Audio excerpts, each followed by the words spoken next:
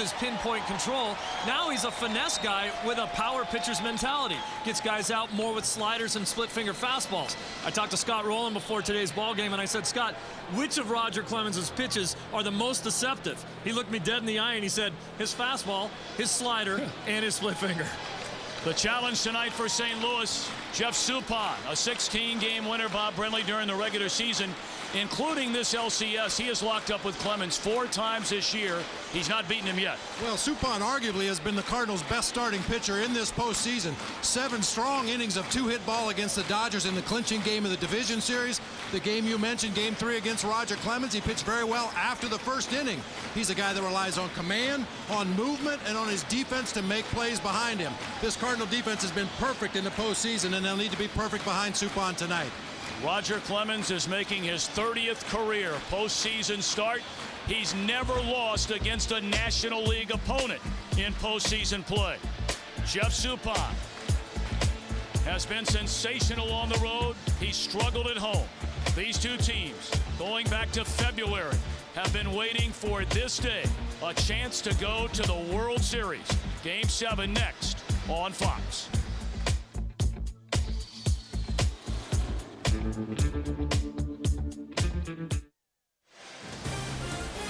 Tonight's game on Fox is brought to you by Dodge. You can take life as it comes or grab life by the horns. Dodge by State Farm. Like a good neighbor, State Farm is there. By MasterCard. There's some things money can't buy. For everything else, there's MasterCard. And by DirecTV Sports in 100% digital quality. DirecTV Sports, biggest fan.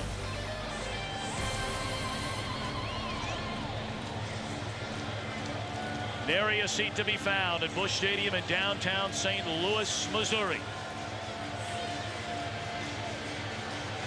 Baseball fans, grab a cold, fresh Budweiser because it's game time.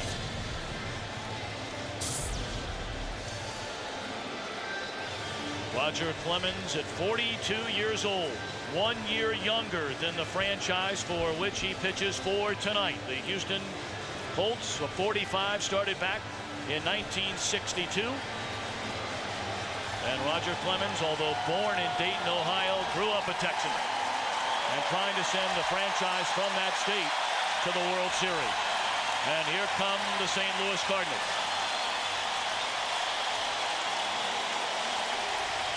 Take a look at Phil Garner's starting lineup tonight. Craig Biggio leads off in left field. Carlos Beltran is in center. Jeff Bagwell at first. Lance Berkman in right. Jeff Kent, the second baseman. Morgan Ensberg back in the lineup at third with a ladder third of Jose Vizcaino, Brad Ausmus, and Roger Clemens. And on the mound for St. Louis, a 16-game winner during the regular season, 1-1 in the postseason, Jeff Suppan. Look at those postseason numbers, some of the numbers that you were talking about in the open there, Bob. He has been a very good pitcher without the numbers to back it up for the Cardinals. He's got about 8 pitches. We learned that in his first start. He's got to have great location. He's got to pitch down in the strike zone with all 8 of those pitches in order to be effective.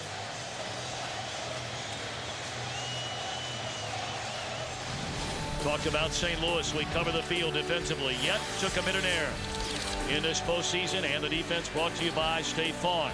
Sanders, Edmonds, and Walker in the outfield. Roland, Renteria, Womack, and Pujols along the infield. A battery of Suppan and Mike Matheny. And yes, Tony Womack is in the starting lineup. For more on that, let's send it downstairs to Chris Meyer. Tom, I spoke with Tony moments ago about the severe lower back spasms that took him out of last night's game early. I asked him if he would consider acupuncture. He said, we've tried everything. The pain is still there, but I'm going to give it a go. He is going to be dropped down to 7th in the Cardinal batting order, though. Trainer Barry Weinberg said they'll give him painkillers. He'll wear a heat wrap the entire game. They hope that the back doesn't stiffen up. The greatest concern is his body torque when he's batting, trying to get a full swing.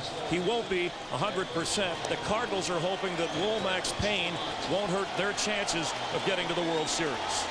And they moved Tony Womack down to the 7th spot in the lineup. Tony La Russa told us before the game that they were hoping to push, that word he likes to use when he talks about the running game. And with Womack's cranky lower back, they put Edgar Renteria in the leadoff spot, a guy who is healthy and who can run the bases effectively.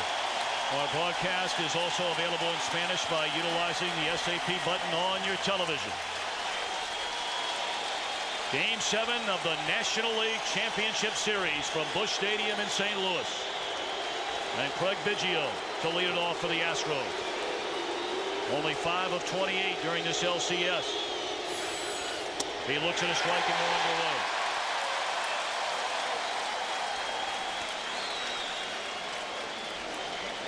they're underway. Biggio, 17 seasons in an Astros uniform. Has logged 2,409 games, the second most among all players without ever having appeared in a World Series. Second only to Rafael Palmeiro.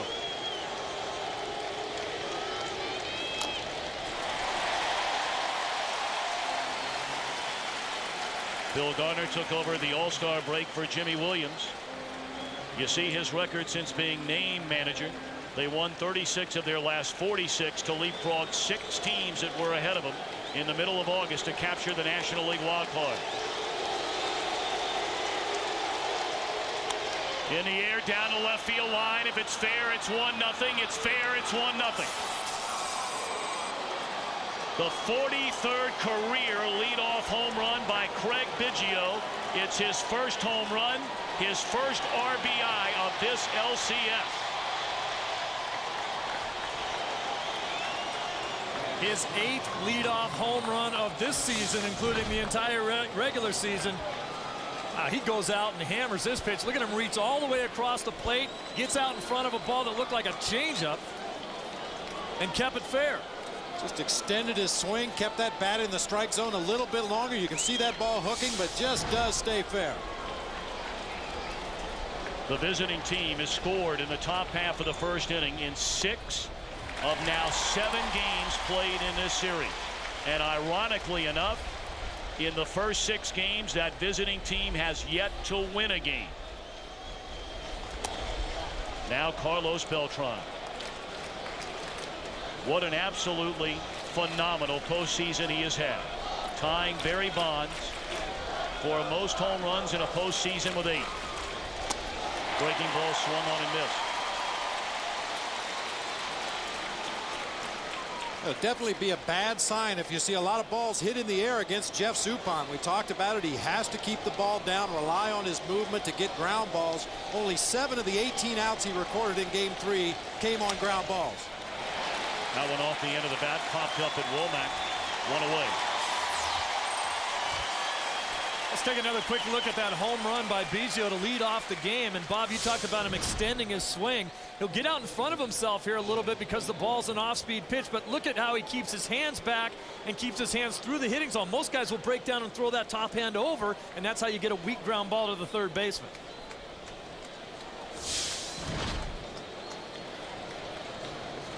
Now Jeff Bagwell. Told you Biggio has worn a Houston uniform for 17 years. Bagwell 14 years. And has logged 2,100 plus games in a Houston uniform. He's yet to homer in this postseason, although he knocked in the tying run with a 9th inning single off Jason Isringhausen here yesterday afternoon.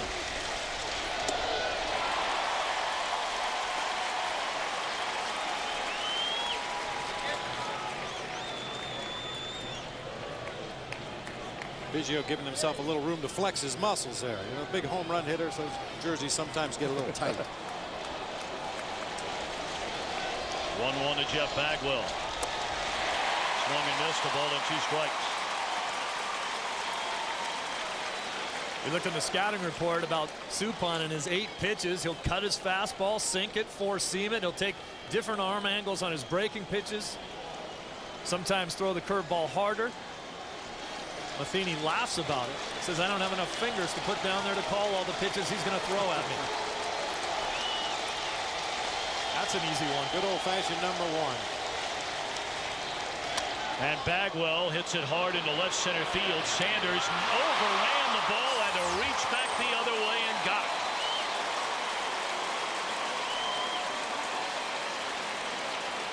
A lot of top spin on that line drive. Well, Bagwell too goes out over the plate and hooks that ball back to left field. You can see Reggie Sanders about a step too far there, had to reach back. Boy, we've seen Reggie make some great adjustments out there in the outfield in this series. Another one right there. Ball must have been hooking back to his right as he was chasing it, and of course maybe he may have got a little glimpse of it in the lights here too. We've seen that happen in this ballpark. Playing conditions, the field is very wet still in the outfield. They've had all kinds of rain here over the last week. Only a light sprinkle on and off today.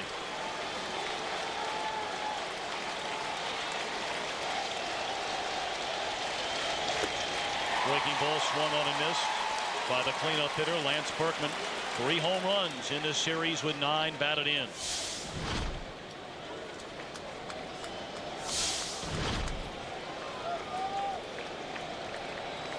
There are some gaudy numbers up and down this Houston lineup in their careers against Jeff Suppan.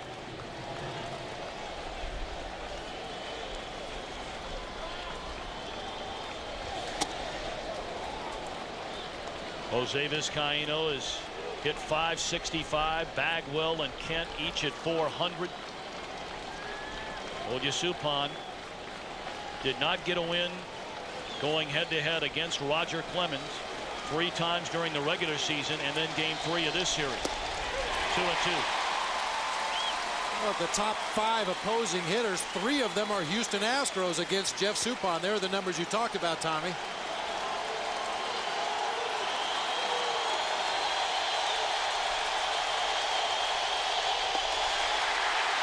Inning over. Biggio leads off the game with a home run, and now the Astros hand the ball to Hall of Famer to be Roger Clemens. MLB at Home is presented by MLB The Show 20. It's what your baseball dreams are made of. Welcome to the show. Rated E for everyone.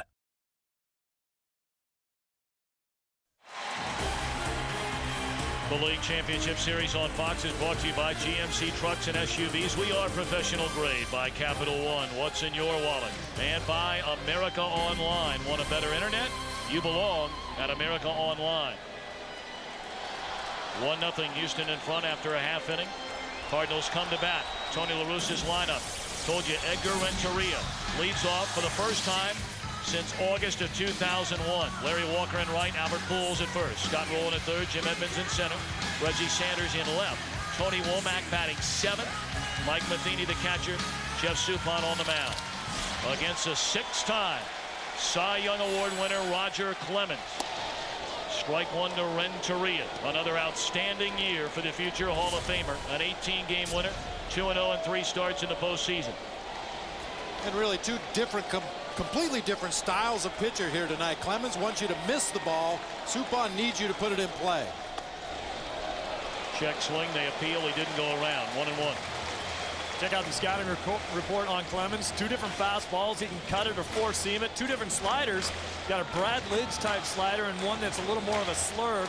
Works down in the strike zone a lot more, and a little contradiction there. He needs a high strike so that he can get hitters to chase up pitch up in the strike zone as well. Fastball at 94 miles per hour up and into Renteria. Clemens will do that. He talked about it before the game 3 start. Really never came in on any of his St. Louis batters. But he definitely planted a seed in their mind. Renteria chasing that high fastball. 2-2. There's no question that part of Roger's game, and always has been part of his game, is intimidation. You put intimidation, a little bit of fear in a hitter to go along with the great stuff that Roger has. Makes it awfully difficult to hit him. Foul out of play. The only time Renteria has hit in the leadoff position since 2001 was this year's All-Star game.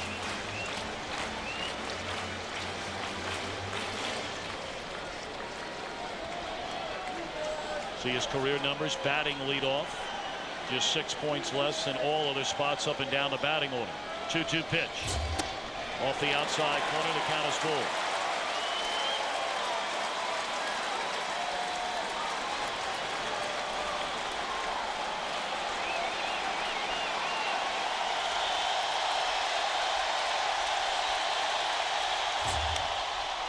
Hopper down to Morgan Ensberg, and Renteria retired. Let's cover the field defensively. Brought to you by State Farm. Biggio, Beltran, and Berkman in the outfield. Ensberg, Vizcaino, Kent, and Bagwell third to first. And a battery of Clemens and Ausmus. The Astros did not start this series playing well defensively, but now 4 straight games without an error.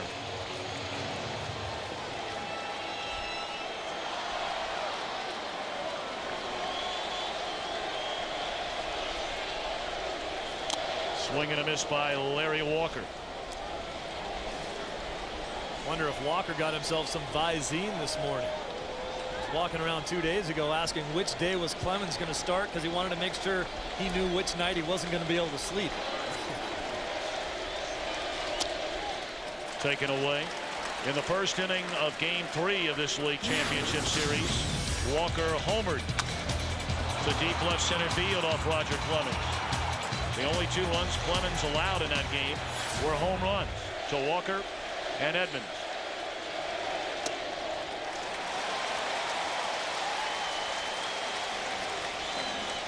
Mostly fastballs from Clemens so far.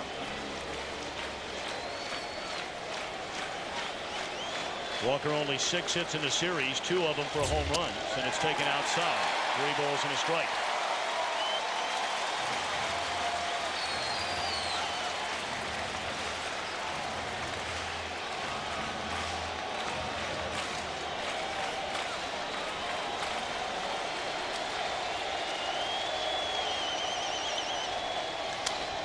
Popped up and playable. Left side of the infield, Ensberg crosses into foul territory, and that's the second out of the inning. This is called establishing your fastball on both sides of the plate. First pitch, up and in. Then he goes away for a ball. Next pitch comes back in, all fastballs, then away. And then trying to go to that same spot again, gets the pop-up through nothing but fastballs. He's telling the Cardinals right now, I will establish at about 93, 94, and then you'll have to deal with my other stuff when I feel like throwing it. Power against power as Albert Pujols digs in and he looks at a strike. Much like Beltran for the Astros, it's been an extraordinary postseason for Albert Pujols. A .500 batter in this LCS with 4 home runs and 8 batted in.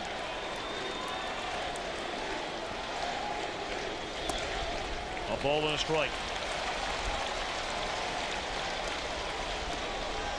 Roger Clemens has won 5 consecutive postseason decisions and has allowed 3 runs or less in 23 of 29 playoff starts. His team is 11-4 in his last 15 postseason outings. 2 balls and a strike.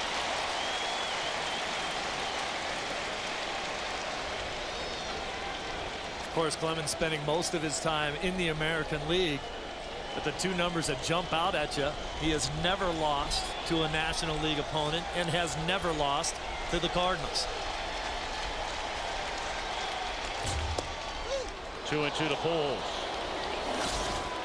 In his career in Game 7s, we told you tonight is his 4th, the most all time. He was tied with Bob Gibson, the Cardinal great in that category, and he's been mighty good. Although he did struggle Game 7 of the American League Championship Series against Boston last year, left the game in the 4th inning, trailing 4-0. The game that, of course, was won on the Aaron Boone home run in extra innings.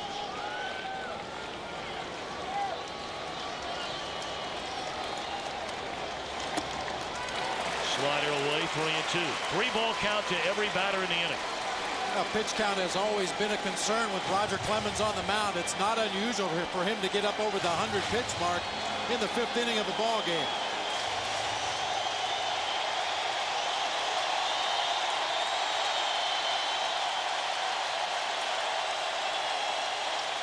Clemens shaking off Ausmus a couple of times.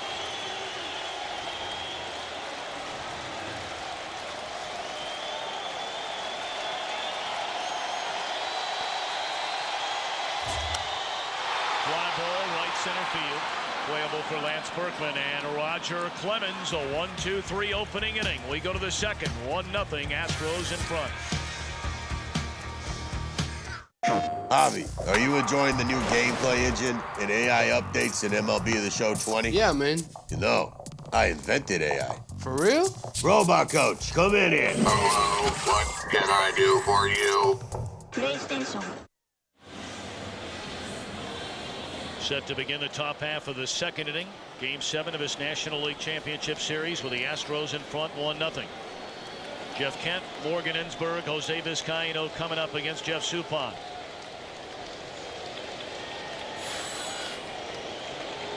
Kent just 6 hits in the series, but 3 of them for home runs, including the walk-off to break a scoreless tie in the bottom of the 9th inning of Game 5.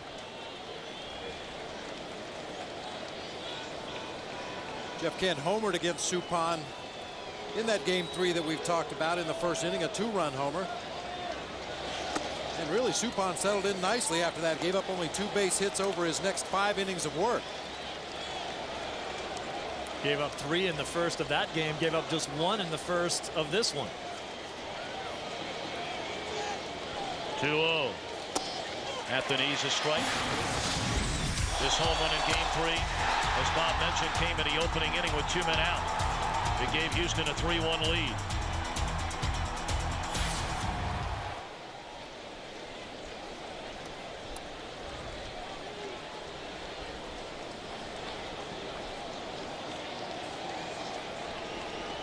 Told you about the numbers for Kent in his career against Suppan. He's worn out this entire Cardinal pitching staff all year long in 24 games against St. Louis.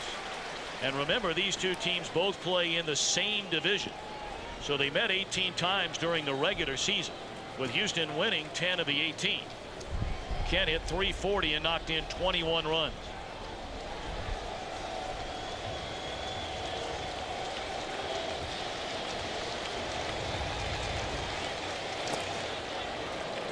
Full count. Of course, because of all those matchups is why we talked about Suppan and Clemens matching up 5 times this season alone. Suppan told me that I faced him 2 times when I was in the American League too. I can't get away from the guy.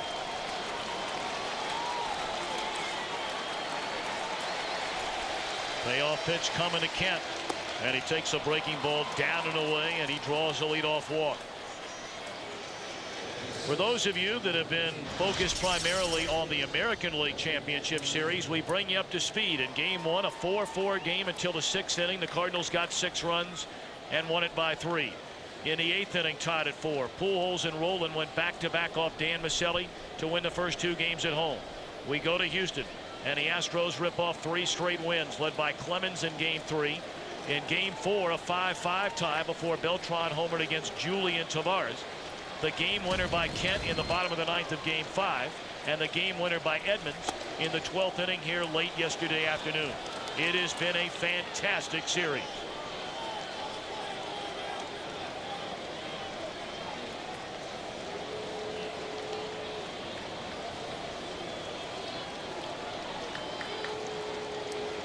Morgan Ensberg did not start the game here yesterday. Mike Lamb got the nod and hit a home run.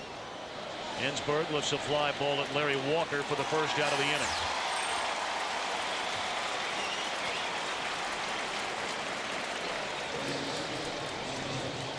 Only 3 times since a best-of-7 format into the playoffs in the World Series. Only 3 times has the home team won every game.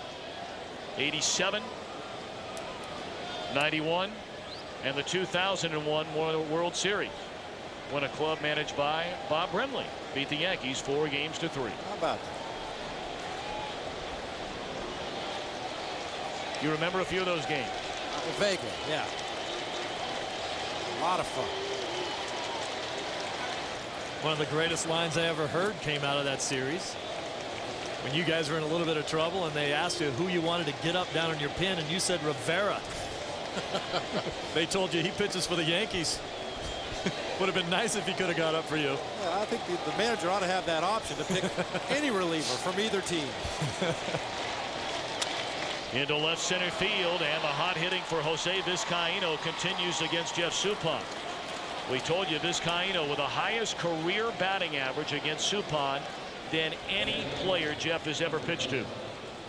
And we continue to see the Astros hitters hit the ball in the air against Jeff Suppan. It's so vitally important for his success to keep that ball down, get the ground balls, to turn double plays, to escape big innings. So far in this game, a lot of pitches elevated, a lot of pitches lifted in the air.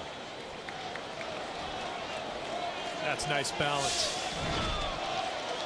I think we're already seeing a little glimpse of the managerial styles right now. Garner deciding not to bunt the runner over with Ensberg up, letting him swing away, and he pops up, whereas Tony La Russa is more willing to play small ball, especially in this game. Strike to Brad Ausmus. Only 2 hits in 16 at-bats in this series without a run batted in. Well, Tommy, you mentioned Vizcaino swinging the bat well lately, but sometimes a sacrifice bunt, you have to look who are the following hitters. You don't always want to advance a runner into scoring position for the bottom of your order.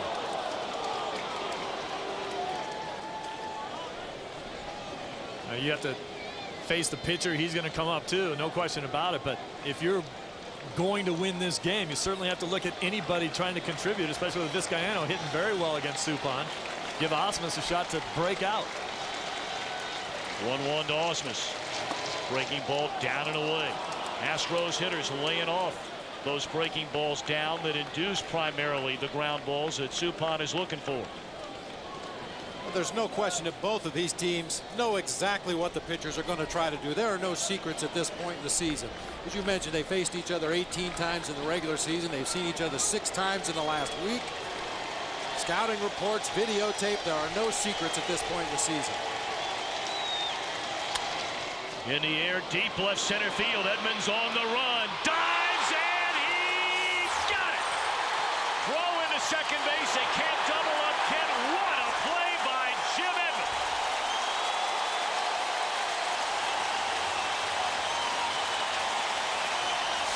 There is no way he catches this ball. Look at where he is. Look at the ground he's making up, and the full dive and extension away from the play.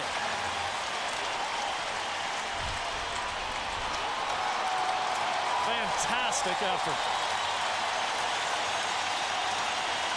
The guy has been a human highlight reel his entire career. Great diving catch. Both the runners were on the move. You'll see it here on the right side of your screen. Had this ball been thrown to a cutoff man, they conceivably could have gotten Vizcaino at first base. He was well off the bag at first. And they thought he had no chance of catching that ball as well. Now Roger Clemens down a strike. What a huge play that could turn out to be in this game and in this series. And this series has come down to this game. Saves 2 runs. You end up with a guy on third with only 1 out.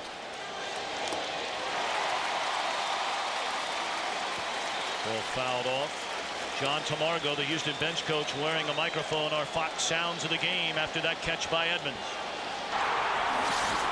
How in the world did he make that play? Son of a gun.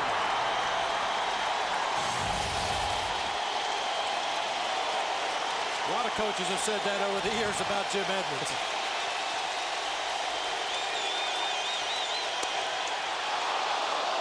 I think one of the things that made that even a more difficult catch for Edmonds is the fact that he's left-handed.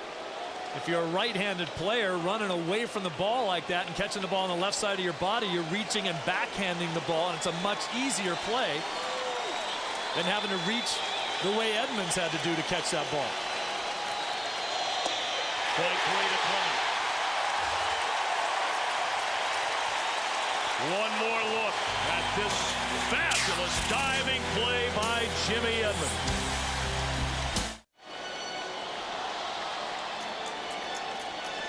Jimmy Edmonds, a spectacular diving play to save for sure 1, perhaps 2.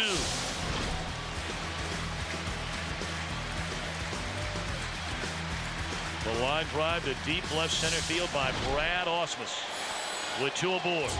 So now Roger Clemens in the second inning with a 1-0 lead. This is ball 1 to Scott Rowland. Rowland 8 of 25 in the series with a pair of home runs. This one is straight away center. Playable for Beltran. 1 away. Of course, the spectacular is nothing new for Jim Edmonds. A 6-time Gold Glove winner. Going back to his days in Anaheim and here in St. Louis.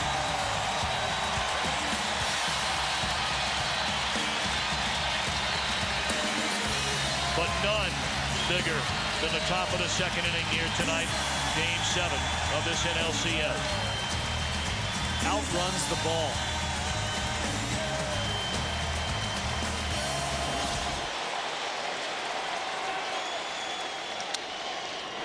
First pitch swinging Edmonds on the ground, and Kent quickly 2 away in the Cardinals' second. May have gotten a little help from Mother Nature on that catch out there in left center field. The flag's on top of the stadium here, blowing straight in from center field. Of course, once the wind gets inside the bowl and starts swirling around, you never quite know what it's going to do, but that ball appeared to get up there and just kind of flutter and gave Edmonds a chance to run underneath it and make that great catch.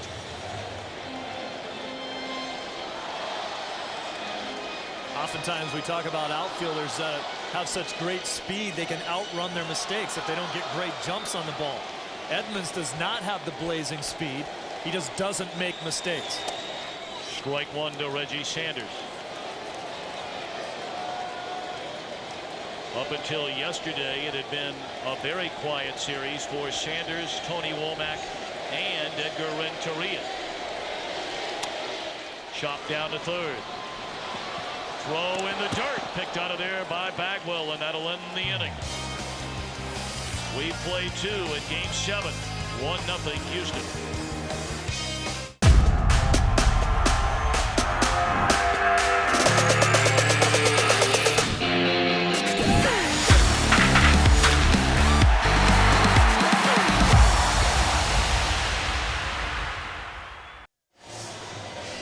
Nothing ball game. Houston in front. We go to the third. Throughout this LCS, we've identified a key matchup in the game to determine who holds a DirecTV advantage. Look at these numbers. Identical in wins, team batting average, runs scored, and ERA. That's not a typo in any category. Greg Biggio, who produced the game's only run, with the first ever leadoff home run in a Game 7 in postseason history.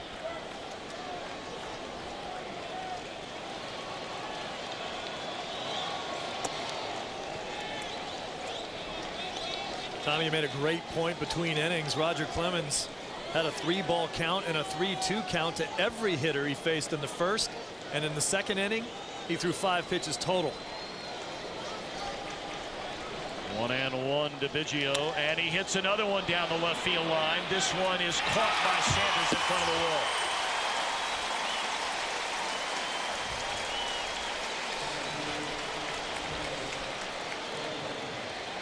Carlos Beltran, told you already, 8 home runs in this postseason, tying Barry Bonds for the most ever. He has scored 20 runs, a postseason record. He's done it with a bat. He's done it with his legs. 5 stolen bases in the postseason. And he had a play much like the one Edmonds made a while ago at Minute Maid Park to take away perhaps an inside the park home run off the bat of Edgar Renteria.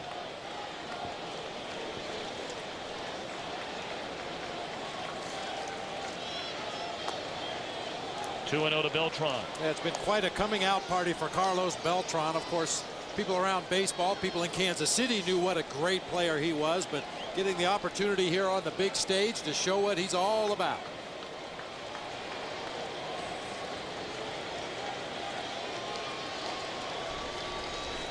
That one bounces up there. 3-0 to Beltran. Talk about his defense in a scoreless game. If that ball gets by him, it's 436 feet to straightaway center field. And Renteria had a legitimate chance to catch them all. And then later, he went up Towles Hill in deep left center, corralling that drive off the bat of Reggie Sanders. And a 4-pitch walk to Beltran. He had 42 stolen bases during the regular season.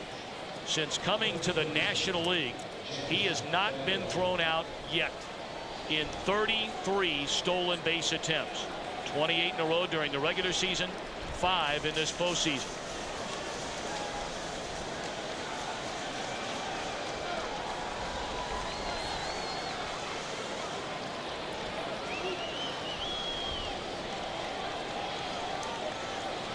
In potential base stealing situations, the Cardinals pitchers have at some point during the next at bat held the ball, go into the stretch position and just hold to see if that runner will commit.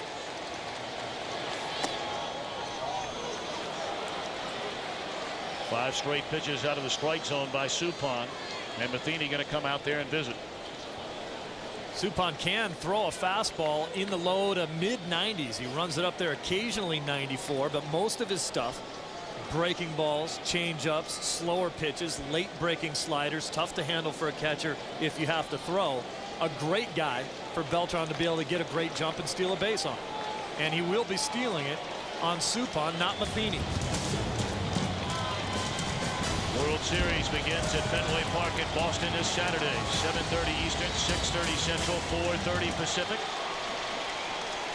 Will it be Houston or St. Louis to take on the Red Sox?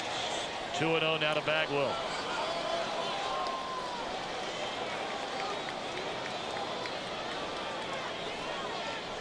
We saw Beltran score all the way from first base on a double down to third base line from Bagwell in the third inning yesterday that hit the padding prior to going down into the left field corner.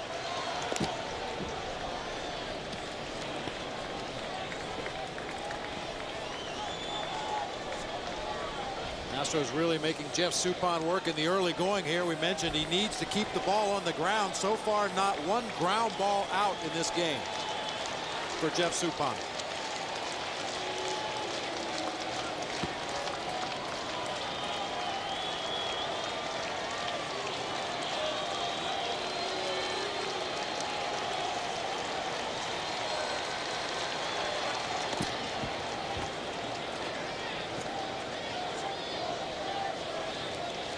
A good base stealer will change the complexion of the game in a hurry. Changes the defense, changes the catcher's thinking, changes the pitcher's thinking. Just the threat of stealing a base. And I don't think a lot of people have talked about the great second half of Bagwell due to Beltran on in front of him. There he goes. Pitch taken, throw to second base, and he's in there easily. 34 consecutive stolen bases since coming to the National League by Carlos Beltran, including the playoffs. And you called it, Steve. There was nothing Mike Matheny could do about that. Just an awesome jump over there at first base. Yeah, Beltran is really a student of the running game. We've seen him throughout this series get on first base and gradually take a little more lead, and get the most unbelievable jumps. Of his 42 stolen bases during the regular season, he was 16 for 16 stealing third. Fly ball, right center field. Edmonds over to get it. Beltran tagging, and he's going to come to third. Here's a throw, and it gets by and into the dugout, and Beltran will score. They say offense can take days off, pitching can take days off, speed never takes days off. And Beltran has run Houston into its second run of the game. Edmonds plays this ball well. He gets behind it, gets a little momentum going, and just uncorks the throw to third base, knowing it has to be perfect to get Beltran. Gets by everybody and into the third base dugout. Second run of the game for the Astros. They're going to make an appeal at second base, but he did not leave early, and that's going to be a tough error for Jimmy Edmonds. The ball, Beltran, and Roland all get into third base basically at the same time, and then it kicks away into the dugout. What a magnificent postseason it continues to be for Carlos Beltran.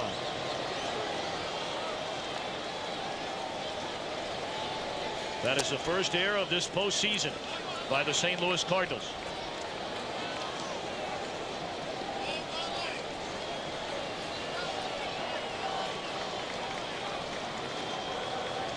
One and 0 to Lance Berkman. Lined into center field. And Edmonds has it to end the inning. The Astros score without a hit. A walk, a stolen base, and an error. 2-0 Houston.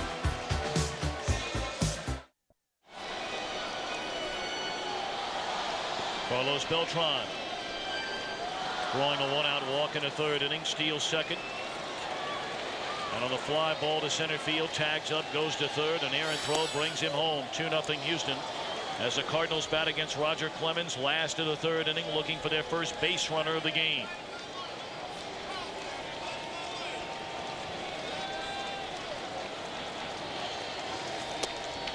One and one to Womack.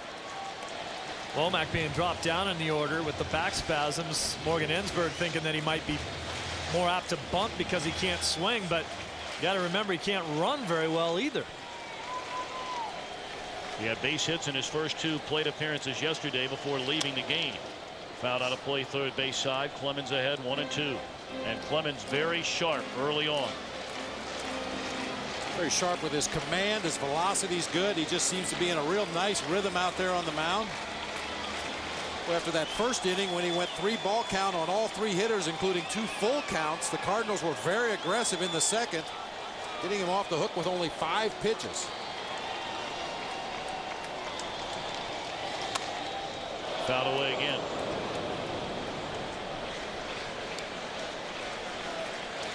Talked about him in the open being more of a finesse guy now with a power pitcher's mentality. And there's a possibility that this may be Roger Clemens' last game ever.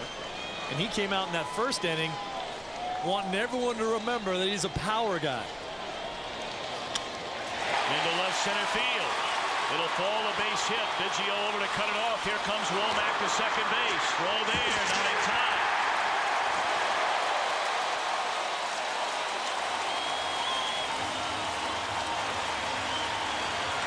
Womack slow to get up.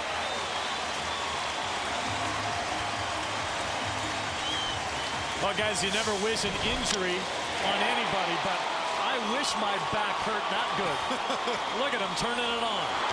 And this head first slide at the end, puts his body in a little bit of an awkward position. That can't feel good for a man that's been suffering from back spasms for the last 24 hours.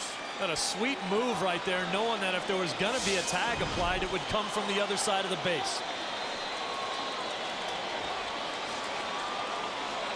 Mike Matheny just 2 of 16 in this LCS without an RBI. Fouls it away. He's down a strike.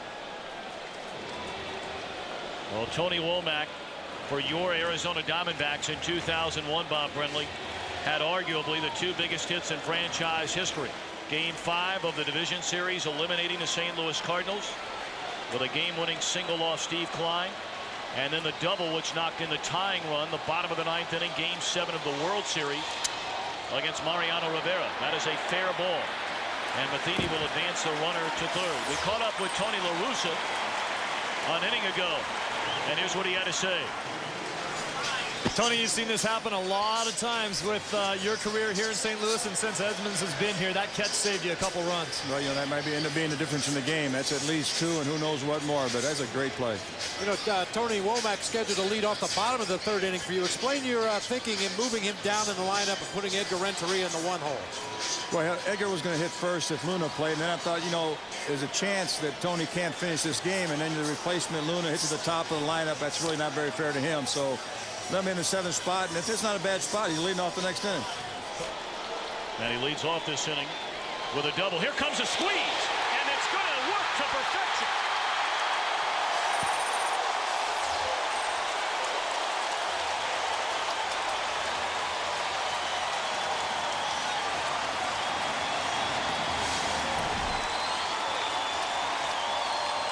Absolutely perfect. Tony Womack waits until Clemens committed to deliver the ball to home plate.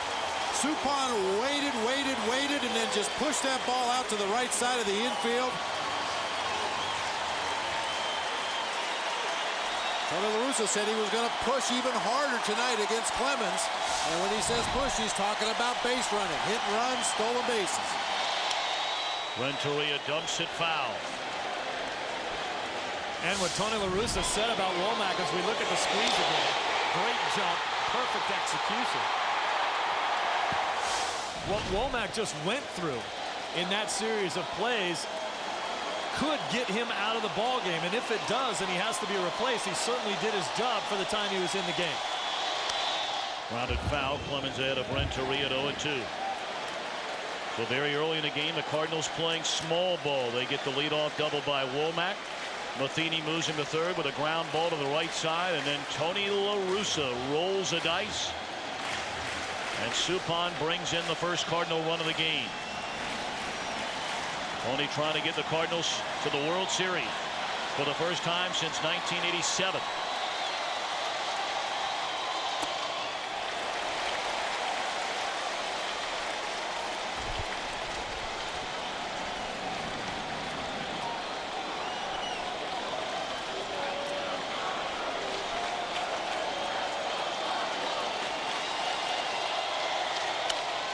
Good play by Clemens on a high hopper.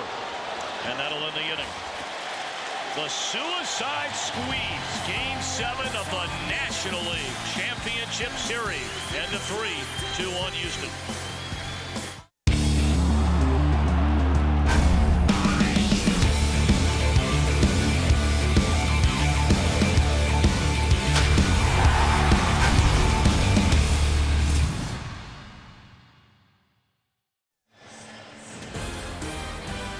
Championship Series on Fox is brought to you by Budweiser. Grab a cold, fresh Budweiser. It's game time. We're in the hometown of Anheuser-Busch. St. Louis, Missouri. 2-1. Houston leads. Game 7 of this National League Championship Series at the end of 3.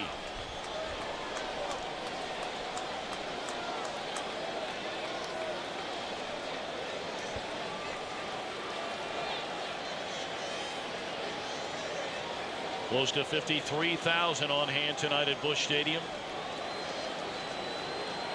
where the Cardinals have not lost a Game 7 in the postseason since the World Series, when Mickey Lolich outdueled Bob Gibson in Game 7 of that World Series.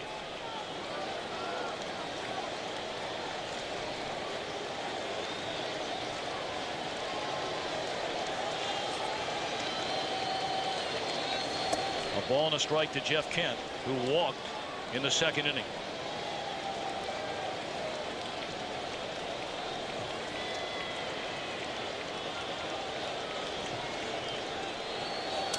And Kent hit with a pitch.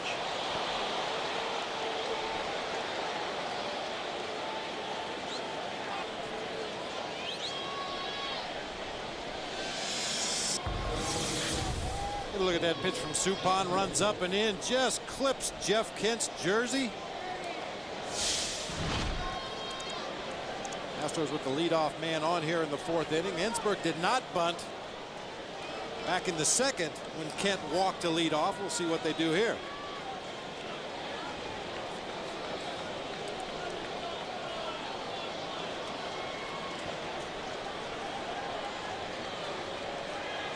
Ensberg flied out to right field in that at bat. Bodies beginning to stir in the St. Louis bullpen.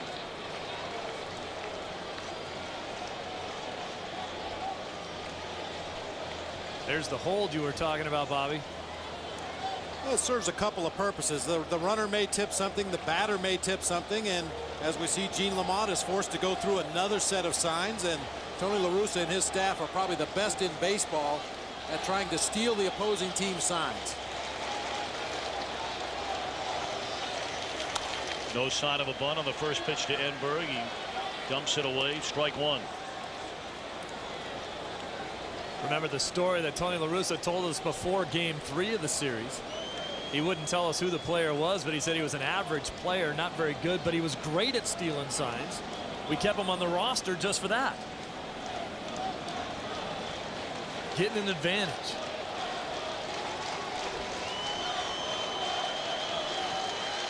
The 0-1 to Morgan Ensberg. Nope. A throw will send Jeff Kent back to the bag.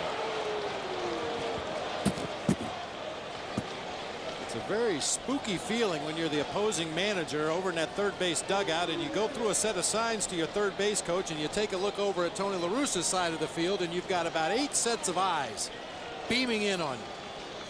Tony will hide behind the TV camera on occasion over there in that first base dugout. Bench coach Joe Patini, Dave Duncan, the pitching coach, Mitchell Page, the hitting coach, Dave McKay, the first base coach, all have responsibilities as to who they watch when the signs are given. A lot of the bench players, guys that don't play every day, a few guys that aren't even on the roster, some of the starting pitchers will also do the same thing. And watch players to see if pitchers are tipping their pitches. 1-2 to Ensberg.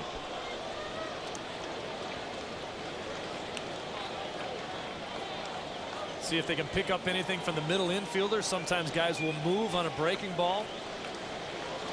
Look for Renteria to maybe take a step and a half to his right on a breaking ball, thinking that Ensberg might pull it.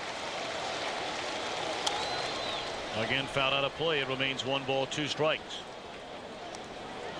That pitch count beginning to pile up for Suppan here in the 4th inning. Clemens through 3 has only thrown 35 pitches.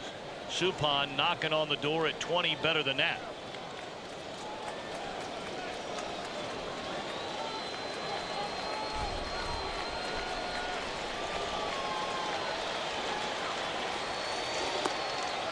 Low and in, 2 balls, 2 strikes.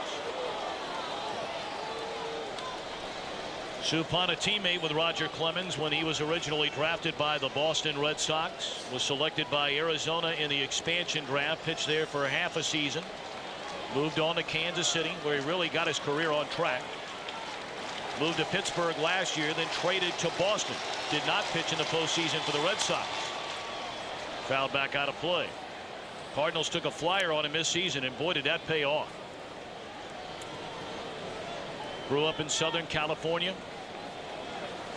where his father, his mother, and Jeff have just opened a restaurant, Soup's Grill. What else would you expect?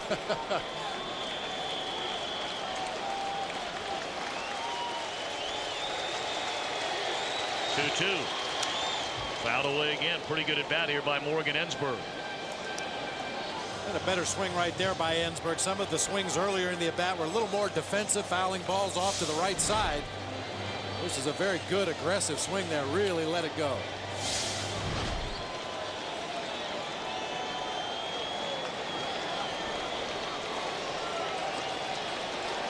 This will be the 8th pitch in this at bat. And a check swing, foul ball.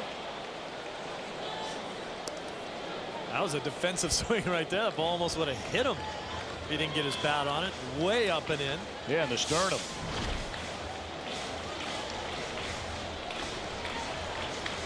Right off his fist.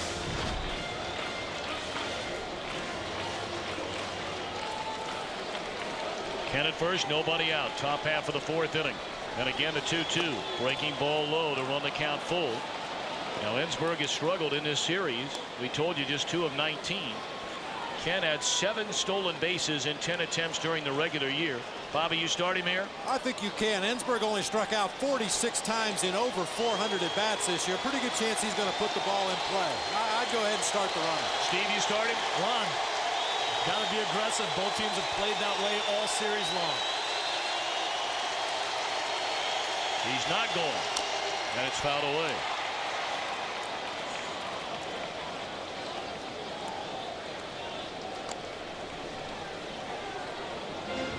A 10-pitch at bat thus far for Morgan Ensberg. One of the things that Phil Garner did when he took over this team was put everybody on the green light. He said, I got a veteran ball club that knows when to run, when not to run. They're smart, and we have to be more aggressive if we're going to be any better. Saw Kent taking a peek in towards catcher Mike Matheny.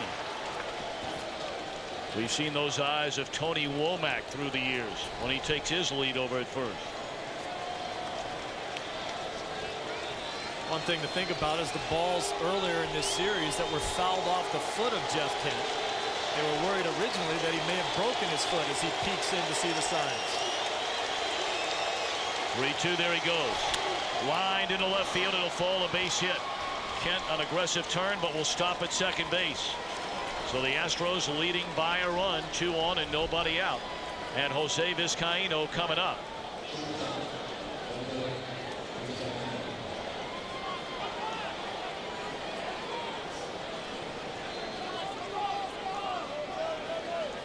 Dave Duncan going to come out and visit with Suppan. Okay, fellas, let's get back to strategy for a minute as Danny Herron starts to throw in the Cardinal bullpen. You have a guy in Vizcaíno who's hitting nearly 600 in his career against Jeff Suppan. You have the number 8 hitter waiting in the on-deck circle, Roger Clemens after that. If Vizcaíno puts down the bunt, they may walk Ausmus to force Clemens up to the plate with the bases loaded and 1 out. With all that in mind, do you guys ask Vizcaíno to bunt right here or let him swing away? I think in this particular situation, because of the following hitters, you have to let him swing away. At some point, if he gets the count in his favor, hit and run is a possibility. You don't like to really hit and run with 2 runners on and nobody out because of the fear of hitting into a line drive triple play. But the way Vizcaíno's swinging, I think you let him keep hacking. I don't mind the bunt here, even if you do walk Ausmus, because Clemens will come to the plate with the bases loaded. He's outstanding with the bases loaded, and you have 2 outs to work with.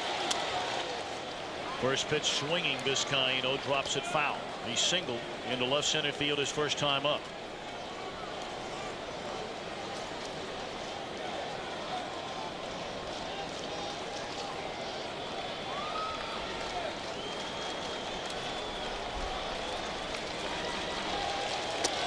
Fastball inside, a ball and a strike to Vizcaíno, who after the single his first time up. 14 hits in 24 career at bats against Jeff Suppan.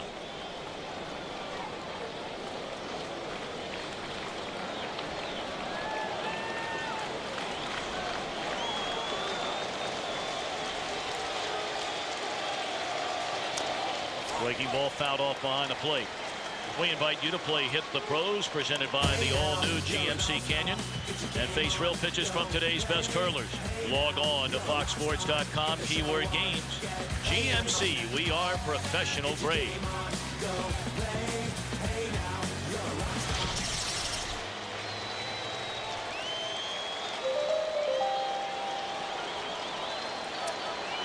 Jeff Kent leads at second. Morgan Ensberg at first with nobody out. 1-2 to Vizcaíno. Down and in to even the count.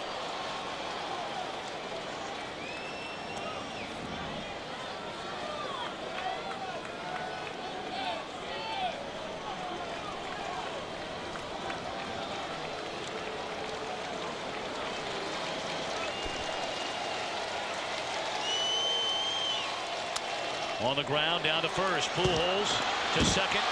And Renteria wisely sticks it in his pocket rather than taking the chance of throwing it away. Runners on the corners, 1 out.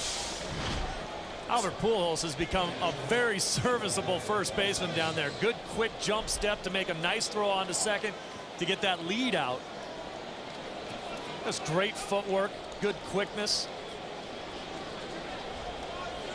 That's the first out recorded on the ground by Jeff Suppan in this ballgame. We talked about it at the top of the show. He's a sinker slider guy that needs to keep the ball down, let his defense work behind him. Every out before that in this game had been either a strikeout or a fly ball. Ausmus without an RBI so far in this LCS. His first time up, he hit the liner to left center field, but Edmonds made the diving play on to save 1, if not 2, if not more than that.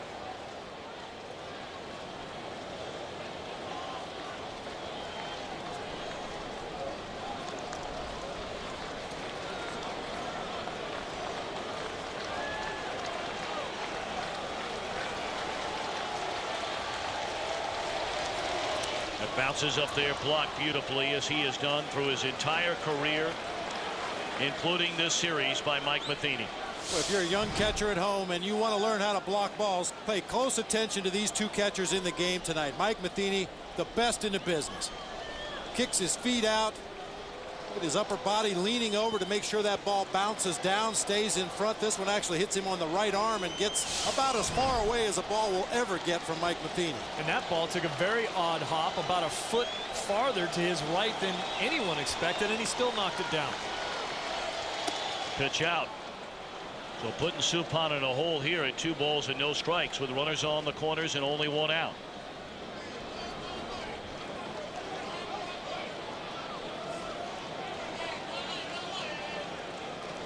Ausmus in a good position to hit right now, but if he gets into a situation where he fouls off a pitch, with the luck he's been having in this series, he's the one that hit the ball that Edmonds ran down. I'd drop a bunt down the third base line. 3-0. Not in that count. Clemens walking back to the Houston dugout.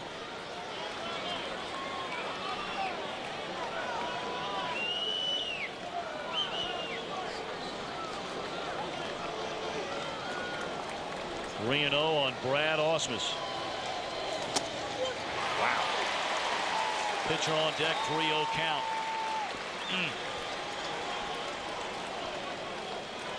Well, he has to throw another strike right here.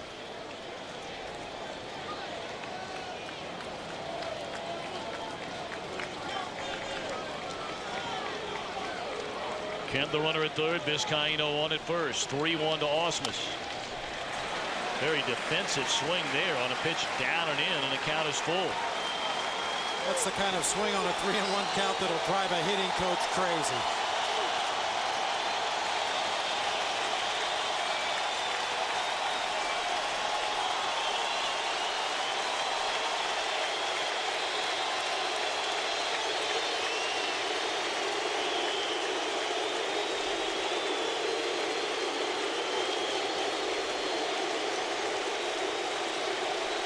Three balls, two strikes. Check swing. Did he go? Yes.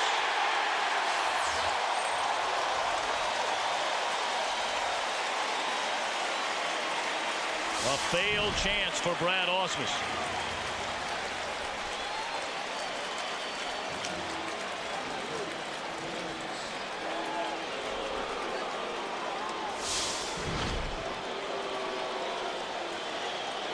Big break for the Cardinals. As I mentioned before, Clemens has come to the plate in his career 3 times with the bases loaded. 3 hits with 6 RBIs. He's looking for his first hit in the postseason in 2004 right now. It runs inside for ball 1. He's 1 of 14 in his career at the plate.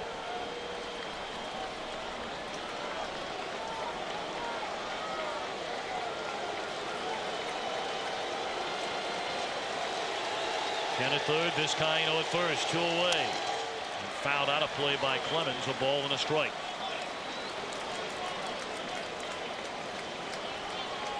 Clemens, 42 years old. A 10-time All-Star, 6-time Cy Young Award winner, the most by any pitcher. He may get his 7th this year. Randy Johnson may get his 6th this year. 1-2. Obviously, the Astros are hoping that Roger Clemens can do something offensively here and try to cash in that runner from third base. But at worst, they've gotten the pitcher spot out of the way this inning and will start over fresh at the top of the order next inning.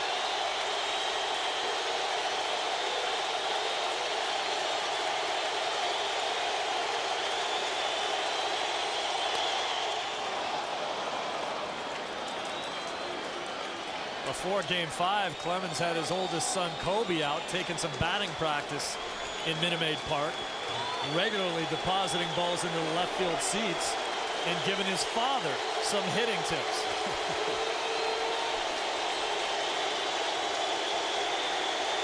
2-2 to Clemens. Strike 3 call to end the inning. Suppan works out of the 2-1 nobody out jam, and the big hitters coming up for the Redbirds, down a run. Bottom of the 4th inning, Game 7 of this National League Championship Series. And the heart of the order coming up for St. Louis. Larry Walker, Albert Pujols, and Scott Rowland. Walker popped up in foul ground on a 3-1 pitch his first time up.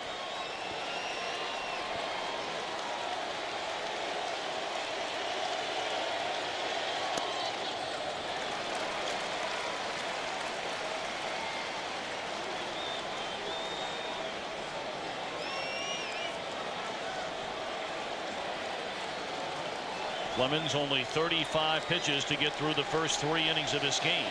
He's ahead of Walker at a ball and 2 strikes. Well, Beltran, of course, the big pickup for Houston at the trade deadline. Larry Walker, the same, coming over from Colorado for the St. Louis Cardinals.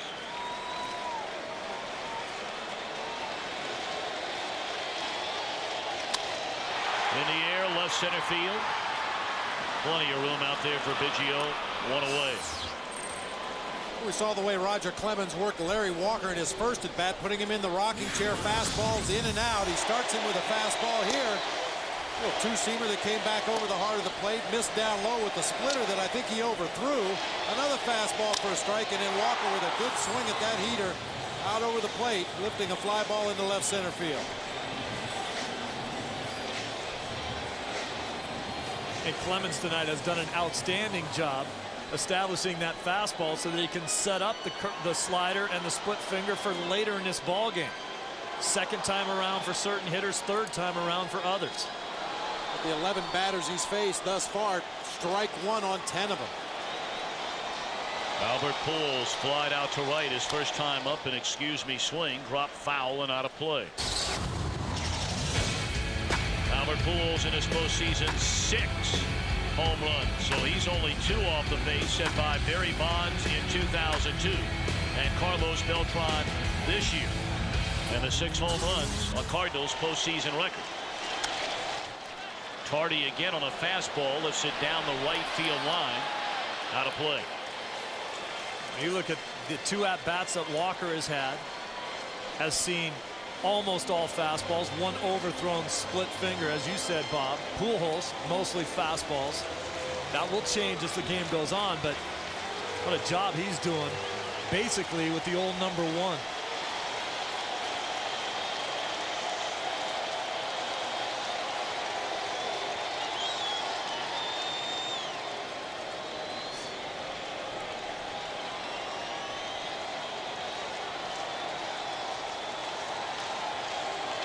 And 2 on Albert Pujols. He had a good rip at a fastball there and fouled it straight back. And Bobby, you talked about the number of times that Clemens has shooken off the signs from Ausmus, and almost every time he does, it's because he wants to go back and throw the fastball. Amazing. 42 years old.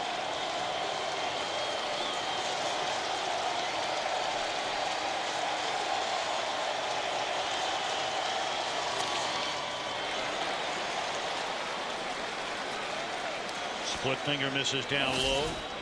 Since turning 40 years young, Roger Clemens has won 44 games with an ERA of barely 3.5. And opposing hitters in the American League and now his first season in the National League, 240 against him. Pulled foul. I think it's safe to say that oftentimes Clemens talks about his idol, who pitched into his early 40s, Roger Clemens' idol, Nolan Ryan. And fellas, we're seeing 2 of the game's all-time greats pitch in their 40s this year. Clemens at 42, Randy Johnson at 41. Johnson may have had his best season ever this year on a team that lost 111 games. They rank 2 and 3 on the all-time strikeout list. 2 hopper to Kent, and Clemens has set down Pujols twice tonight. Well, one thing all those guys have in common is their work ethic. Work extremely hard in the offseason to get ready for the grind of the regular year. I remember in the Astrodome, leaving the ballpark as a visiting player, walking by the weight room a couple of hours after game time, and Nolan Ryan was still in there throwing the iron around, working out. I mean, it's not just an accident that these guys are as good as they are at this age. They work extremely hard. Scott Rowland digging in. Breaking ball down and away. Rowland flied out to center field. His first time up.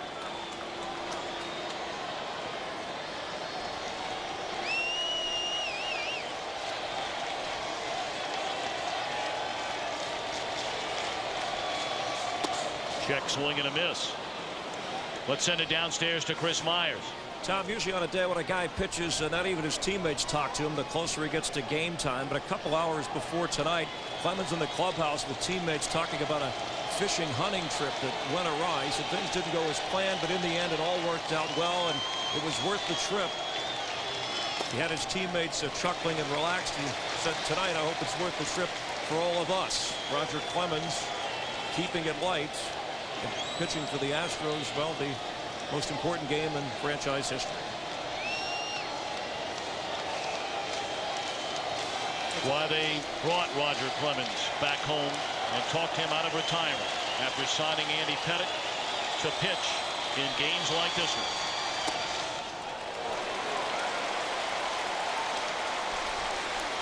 We've seen a lot of that over the last 3 days of the playoffs. That's why the Boston Red Sox went and got Curt Schilling. That's why the New York Yankees went and got Kevin Brown and Javier Vasquez. How will Clemens fare here tonight? Nola jumps all over that fastball at 95 miles per hour and hooks it well foul.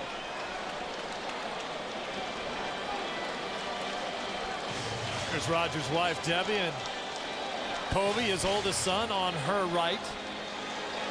Kobe has a big baseball tournament down in Florida this weekend. Roger's hoping that he's still busy and can't go. He said, I'm going to send Mama down there.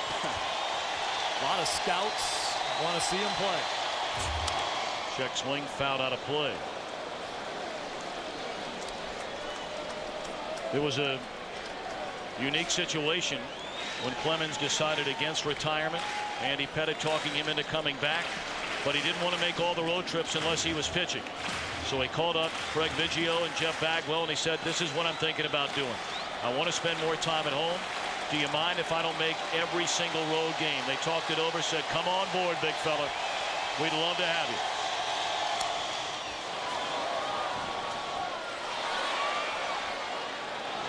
Three and two still to roll it. Clemens was 12-3 at home this year, but interestingly enough, when I talked to him, he said, you know what, I want the road games here. That's why he wanted to pitch in game 2 of this series on 3 days rest. He said, I can handle a hostile environment on the road maybe better than some of the younger guys. I'll block it out better than they will. 8th pitch in this at bat. Straight away center field. Beltran at the warning track. And up against the wall makes a play. We're back after a break from your local Fox station. Stand up!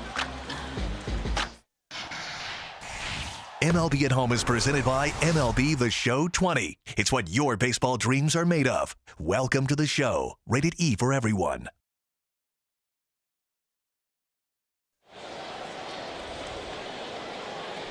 Top of the 5th inning, game 7 of this National League Championship Series. The Houston Astros trying to get to the World Series for the first time in franchise history. 43 years since they began playing in the National League. Strike one to Craig Biggio.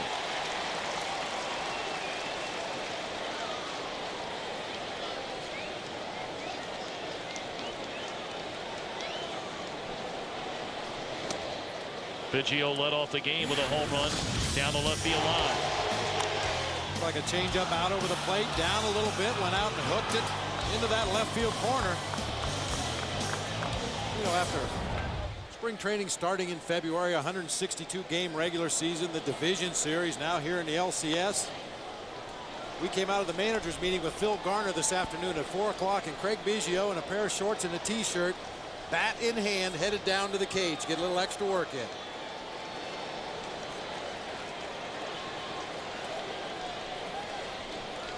Two-one to Biggio. Swing and a miss.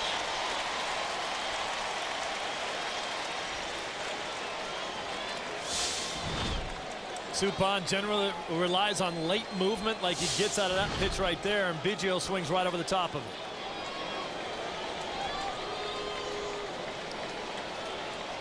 it. Break-even pitch on the way. Full count. 2 runs, 3 hits. 4 men left on base for Houston. 1 run, 1 hit, 1 big error. And nobody left for St. Louis. 3-2 pitch. Got him swinging.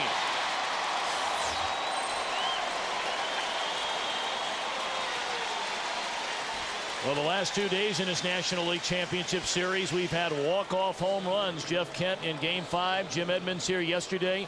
Are you guys surprised, Steve? I'll start with you, that a home team has not lost a game in this series? Well, not that surprised, especially with the way the rotation worked out. I mean, I think we thought that the Cardinals would have an advantage in the first couple of games, and then going down to Houston, where they don't lose at all. and then getting the chance to see Clemens and Oswalt in games 3 and 4 down there, not that surprising. First pitch swinging Beltran, and a one-hopper and rolling. Quickly 2 gone for Suppan here in the 5th. Well, plus I think there's something to be said for the home crowds. And obviously the fans here in St. Louis have been outstanding for a number of years, and the Astros fans responded to the challenge. That was one of the loudest venues I've ever been to in my life down at Minute Maid Park. Boy, and the people in both of these cities have been fabulous. Southwest part of America, down in Texas, and here in the heartland of America, the Midwest. We thank the Astro fans and Cardinal fans for all their hospitality during this series.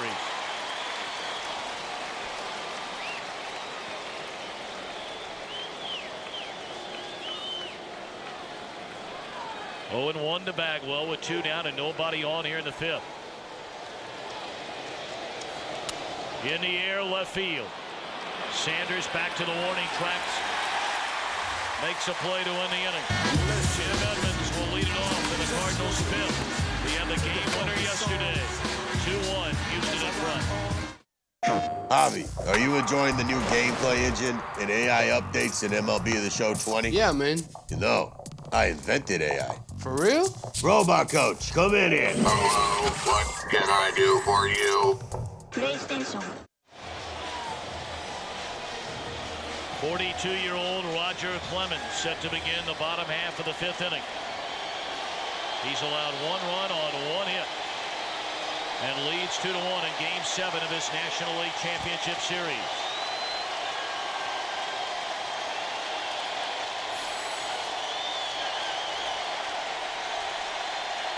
Edmonds digging in.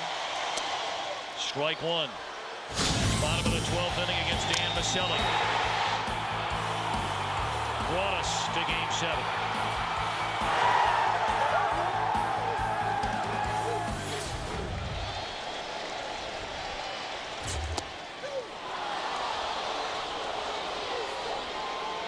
Get a look at National League Championship Series history. 6 walk-off home runs. We've seen walk-off home runs in each of the last 2 games of this NLCS 2004.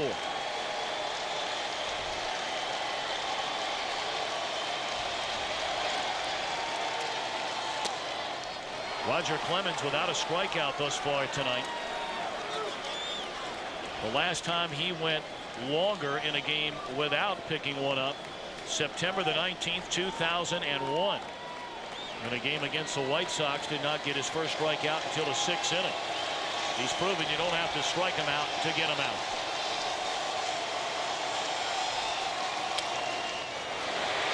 Into right center field, a base hit for Edmonds. Big turn by Edmonds. He'll stop right there with a leadoff single representing the tying run.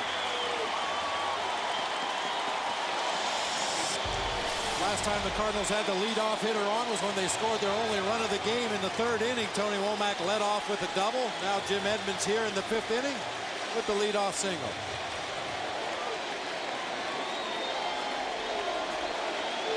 You mentioned Clemens without a strikeout in this ball game. That's part of the equation for keeping that pitch count down. I mentioned at the top of the show that it's not unusual to see him at 100 pitches in the 5th inning. He isn't even up to 60 in this ball game yet. In Game 3 of this series, he didn't get his first strikeout until the 4th inning. Then struck out 7 of the next 13. Yep.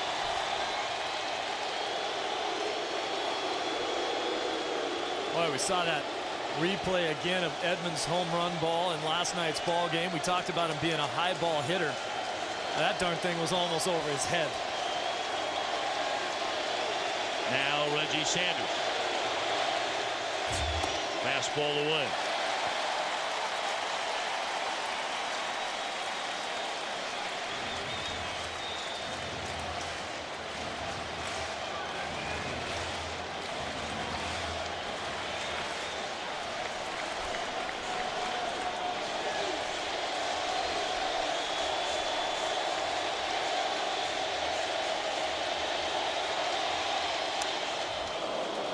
Reggie Sanders with a good rip right there. 3 hits in the ball game last night, and more than any hitter in this series, Reggie has really come on in the last couple of ball games. Even the last game down in Houston, he hit the ball very hard. The play Beltran made backing up Towles Hill in center field was a ball that Reggie hit 430 feet to straightaway center. And he hit that line drive that Ensberg caught at third base when Brandon Backey was working on a no-hitter into the 5th.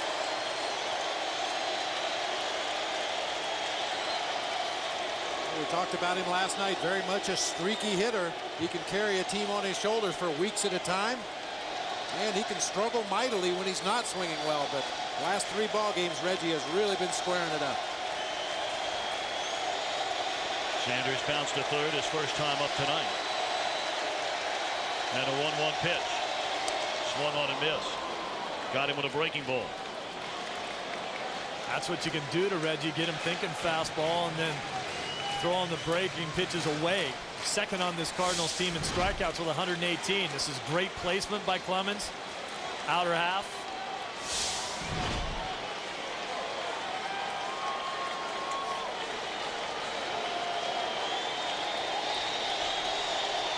A lot of weapons for Clemens now. Up and in, lower away. They go low and away, and Sanders doesn't chase it. 2-2.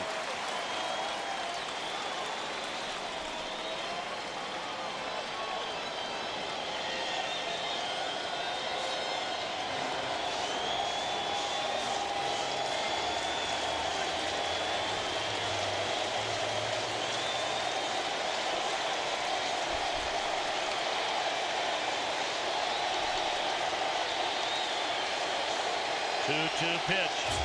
Check swing, fouled away. It gives us a chance to tell you our Budweiser fantasy player Johnny Damon. What a game 7 last night, driving in 6. Log on to foxsports.com, keyword fantasy baseball. Tonight's game brought to you by Budweiser. Grab a cold fresh Budweiser, it's game time. Congratulations to Terry Francona and the Boston Red Sox. The last time they reached the World Series, Roger Clemens pitched and won Game 7 of the American League Championship Series, 1986.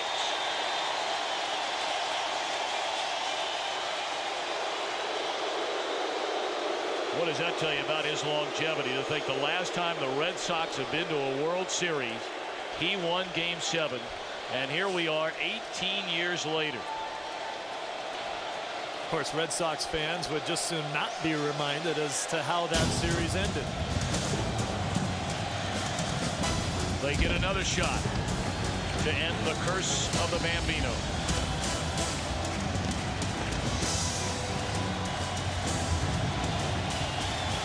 Edmonds only 8 stolen bases on the season, but Clemens paying almost no attention to him at all.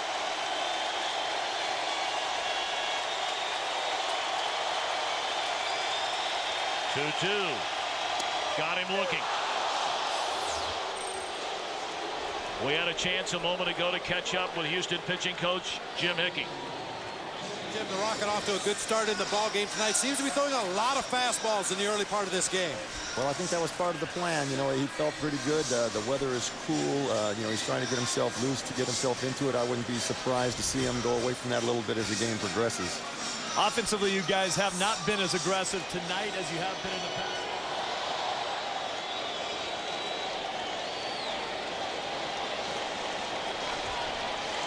Throw to first, sending Edmonds back to the bag. Well, Jim Hickey right on the nose there. Here in the 5th inning, we've seen a lot more breaking balls from Roger Clemens than we saw in the first 4 innings. Yeah, mostly that slider. Pitch he's gone to away from the right-handed hitters. I haven't seen a lot of splits. He threw a few splits to Albert Pujols in his last at bat, but mostly fastball slider so far in this game. I think that's a sign that Clemens is actually battling through some things. I don't think he has a good feel for that split finger tonight. Steve, you touched on it a moment ago, and Clemens talked about it.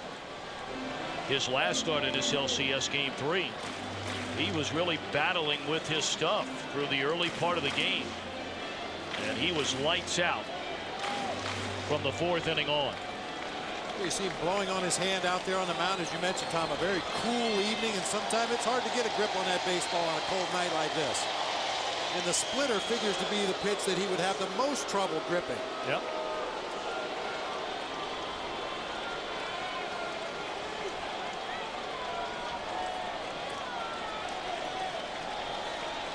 Oh, and 1 to Tony Womack, who doubled and scored the only Cardinal run. Ground ball, base hit into center field. Beltran charging hard and keeps Edmonds at second base. So Womack, 4 consecutive hits. Now that's a play because of the way Tony Womack hits. He hits a lot of balls the other way. You got Vizcaino playing more in the 6-hole than he normally would be in a double play situation. That should be a ball where generally he'd be closer to second base, and that would be a made-to-order double play ball.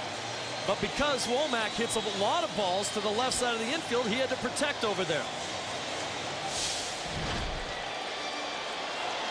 Tony Womack only had 3 hits the first 5 games of this series, and now has base hits in each of his last 4 trips. Here's Matheny trying to butt his way on. Stabbed at it, missed it, throw to first, and they get Womack.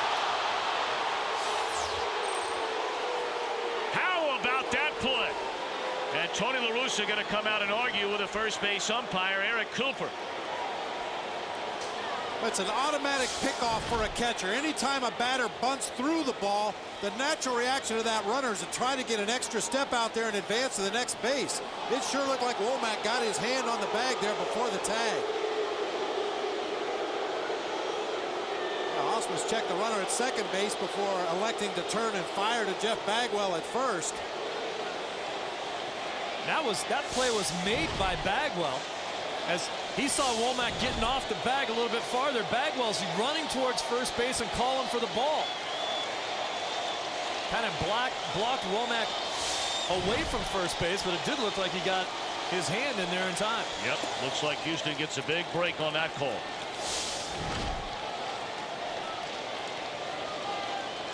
Bagwell just trying to stay in the way so that Womack can't get to the bag, but looked like he got in there. And once again, another hard, awkward slide by Tony Womack. I wonder how that makes that lower back feel. I'll tell you, when you hit a double and you slide into second, it feels a lot better than when you get picked off of first base. Good point. Now Matheny looking for his first RBI in this LCS. You get another look. So close. And once again, the umpire, Eric Cooper, trying to get into position to see, but because of Jeff Bagwell's positioning on that bag, I don't think he really had a good look at the tag.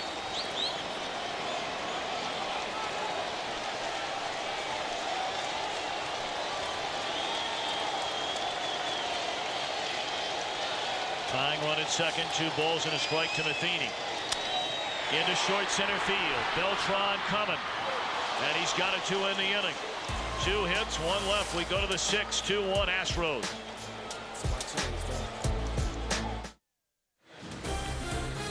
The League Championship Series on Fox is brought to you by Toyota. Choose any direction as long as it's moving forward. By SBC, going beyond the call. And by Johnson & Johnson.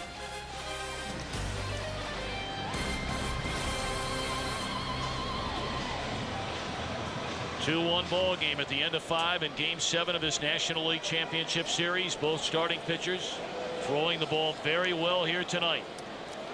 Jeff Suppan for St. Louis. Roger Clemens for Phil Garner's team. They have locked up 4 times head-to-head this year. And Suppan has not won once in the prior 4 meetings. Well, Suppan back out on the mound here to pitch the 6th inning. He probably would have been taken down for a pinch hitter. Certainly would have been taken down for a pinch hitter had Tony Womack not been picked off first base, and then Matheny end the inning with that fly ball to center field. It's a big inning for him too, being a finesse type guy, going through the order of Berkman, Ken, and Ensberg, all of them with power to hit the ball out of this park.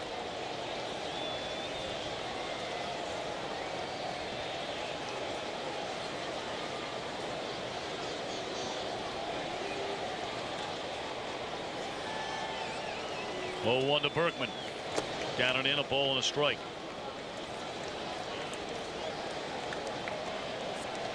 '88 pitches for Suppan. He's only allowed 3 base hits. His last start in Game 3, he allowed only 5 hits in 6 innings. Berkman chases the pitch up, and it's out of play. The Astros have hit 25 home runs during this postseason. Only 2 shy of the San Francisco Giants, who hold the postseason record with 27 in 2002 when they lost to the Anaheim Angels in the World Series in 7 games.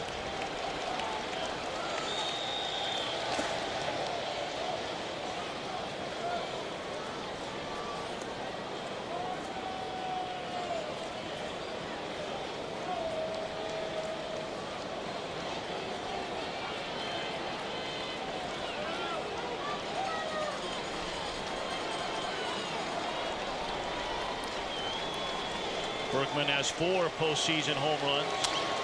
Tardy on that fastball, lifts it down the left field line. Sanders over near the stands and runs out of room.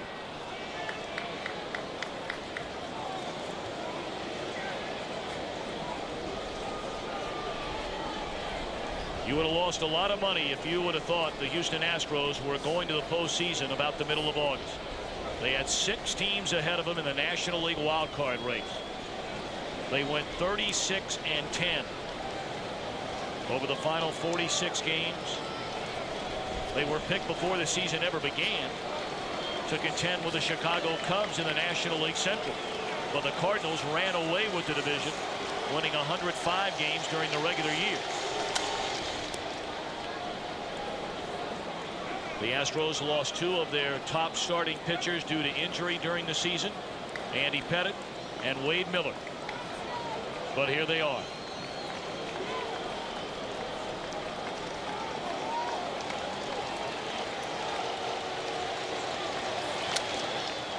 In a lot of ways, they're quite similar to the National League champion Florida Marlins of 2003. Started under 500 in Florida before Jack McKeon took over and then got red hot. The Astros, a 500 team. Phil Garner took over, got red hot. 3-2 to Lance Berkman. I'm loving this at bat by Berkman right now.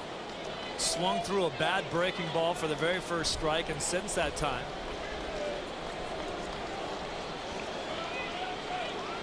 he's been fouling the fastballs off and spitting on all the bad breaking balls in the dirt just like that, right off of Matheny's helmet. And now he's worked himself to a 3-2 count, and he's been right on every pitch. And takes strike 3, and he knew it. We talked to Jeff Suppan about how he prepares himself for this big postseason start. One way I try to train myself is through visualization. It's a technique that I learned through just reading books or talking with people, where you see yourself in a situation, in a moment during the game, or actually you can watch somebody else throw. For example, I could be watching Woody throw, and I could see myself or see how he's attacking and visualize myself doing it. Jeff Suppan, one of the most likable people to wear a major league uniform. I mean, he is just a delightful young man. Well, when you think about the talent level in the major leagues, it has to be something else that sets guys apart. And the mental part of the game is so important. High fly ball. Sanders comes in and makes a play. 2 away.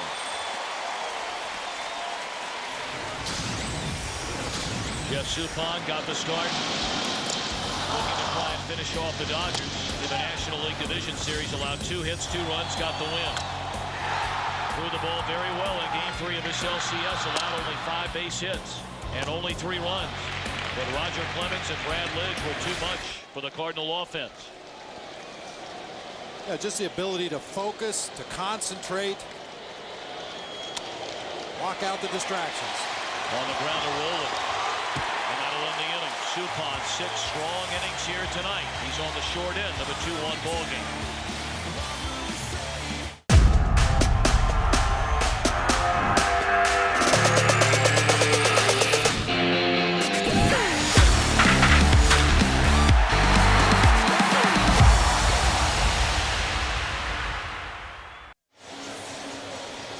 Roger Clemens climbs a hill, last of the 6th inning, game 7 of his National League Championship Series. And the pinch hitter, Roger Cedeno, batting for Suppan. There was talk Cedeno might get the start in game 3 against Clemens, and the numbers would certainly tell you that's not a bad idea. 10 hits and 24 at-bats against Clemens in his career.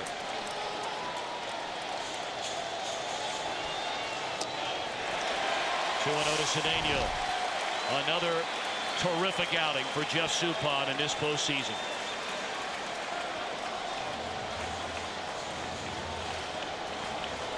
It wasn't typical Jeff Suppan. We didn't see a lot of ground balls like you normally see when he's on the mound, but effective nonetheless.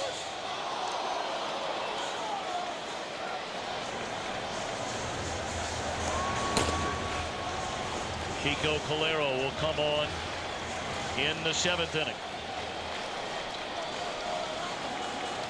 2-1 on Cedeno.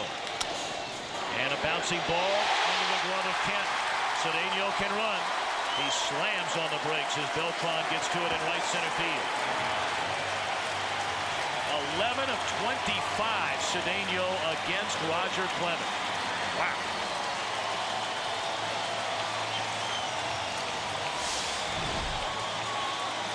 I think Cedeno does a great job up there, especially against a guy like Roger Clemens, of not trying to do too much. Put the ball in play, get a good hard pass at it, let it go where it wants to. In this case, to the right of Jeff Canton up the middle for a base hit. Tendency for some hitters when a guy throws hard like Clemens does, or has the type of power that he does, is to go up there and try to swing even harder. Cedeno can fly over at first base. 5 out of 6 in stolen base attempts this year as a part-time player. Has had some big stolen base years in his career. Stole 66 for the Mets back in '99, 55 for the Tigers in 2001.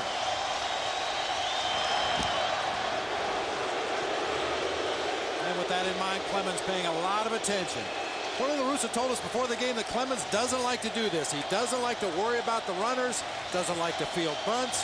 Just wants to get out there on the rubber and do what he does best.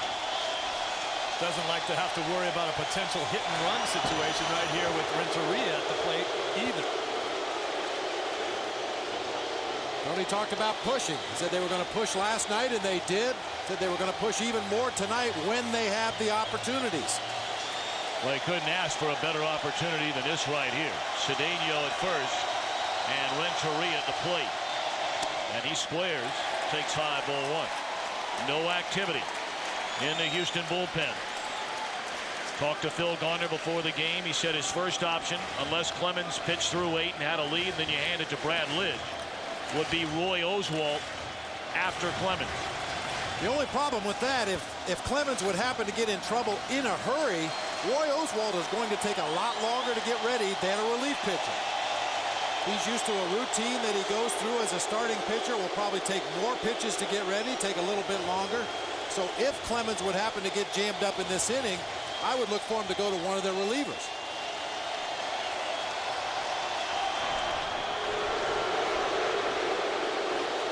And especially with the pitcher spot due up third next inning for the Astros, you certainly wouldn't bring Roy Oswalt into the ballgame unless you double switch.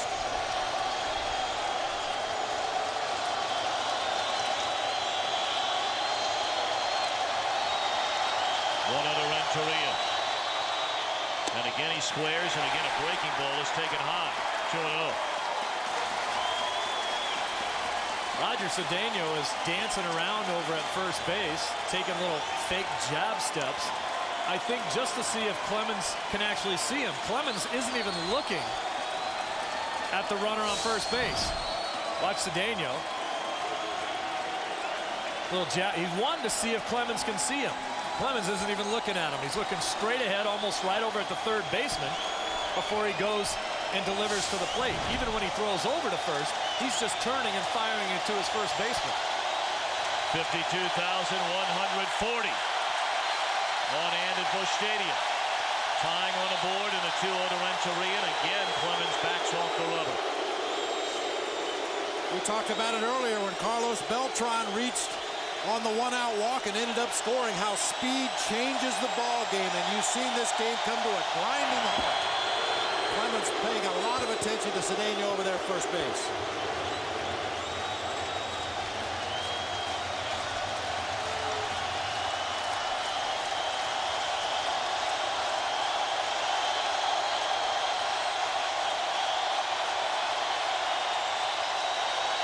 There goes the runner.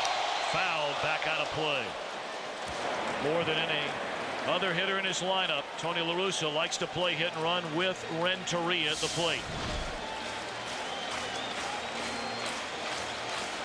You see Cedeno peeking back toward home plate, which is usually an indication that it was a hit and run.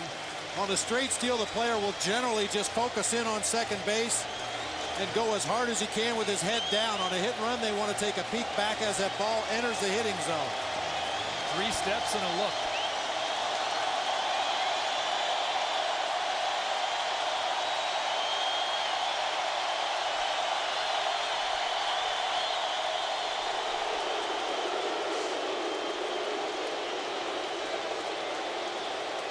Renteria showing bunt there as Clemens stepped off the back of the rubber, but Renteria is such a heads-up player. When he saw Clemens step off, that could have been a decoy.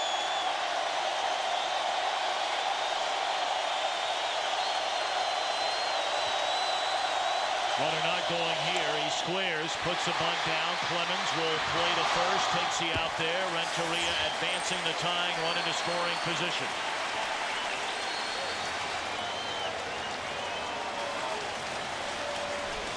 This is why Edgar Renteria has made himself so valuable. A good hit and run guy. Now they ask him to go ahead and lay the bunt down. He deadens it right in front of home plate. Make sure that the only play is to first and you move the runner up. Anytime you send a hitter up that can do that many things, he can drive a ball out of the ballpark, hit a gap, pull off a hit and run for you if you need it, and then if you ask him to drop down a bunt, he can do that too. That's a guy that's going to be #1 on their list to re-sign for next season. Tying run at second base, and Larry Walker the batter. He's fouled out to third and flied out to left.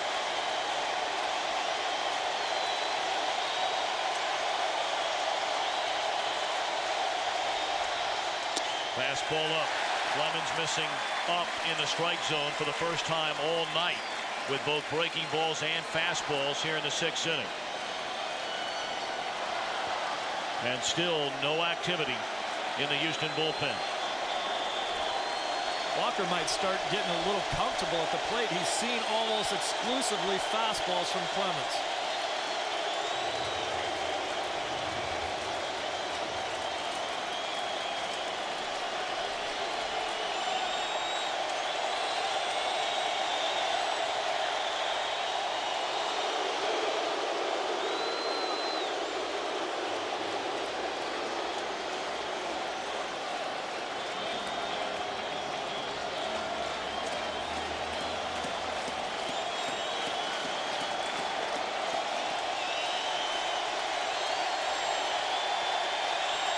One to Larry Walker.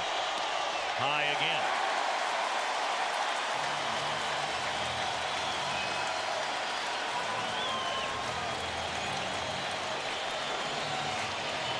Biggio led off the game with a home run. Houston made it 2-0 on a walk, a stolen base by Beltran. He scored on a throwing error. Cardinals scored in the 3rd inning on a suicide squeeze. Bottom fell out of that pitch. 2-1 to Walker.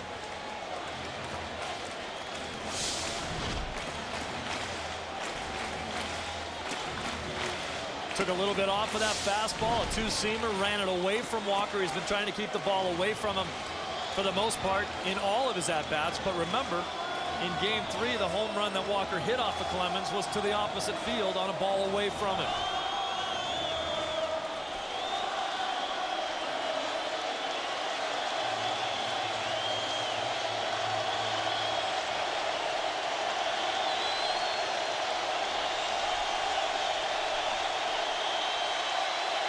Clemens okays a sign. Now the 2-1 coming to Walker.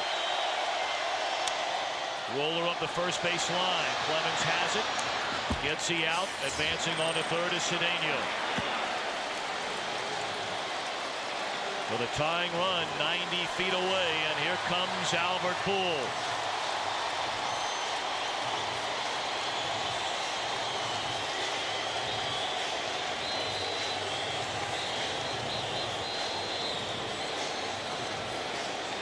It's Phil Garner coming out to visit with Clemens rather than pitching coach Jim Hickey.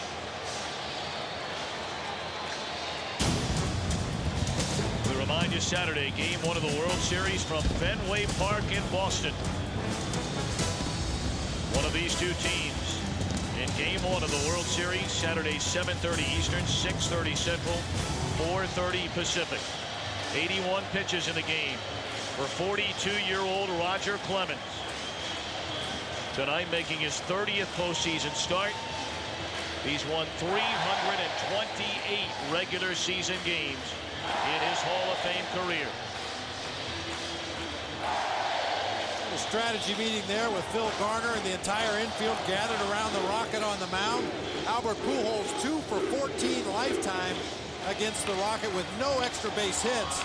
Scott Rowland, the on-deck hitter, 5 for 16 lifetime. And believe me, Rocket knows those numbers. Tony La Russa was talking about all the different kind of things that Albert Pujols can do. Morgan Ensberg playing way back. Drop a bunt down, you walk home. This is like one of Pujols. This is a guy that's potential MVP of this series, known for his power, has done a tremendous amount of damage with his power. And in a game like this, you get runs home any way you can.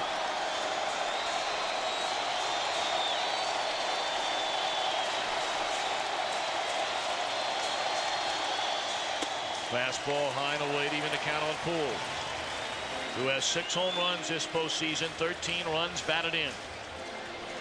He has been the Cardinals' best hitter the entire season. He has been their best and most consistent hitter during this league championship series. The entire lineup went south when this series went south, besides Pujols.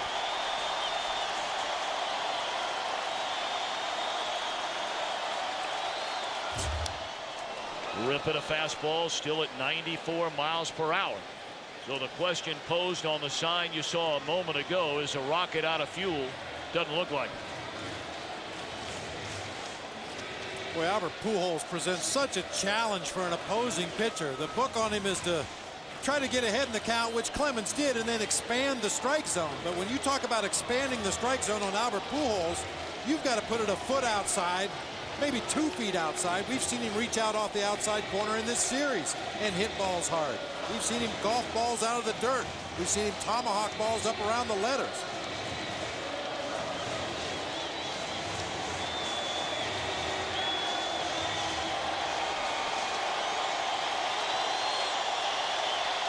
One-two to Pujols.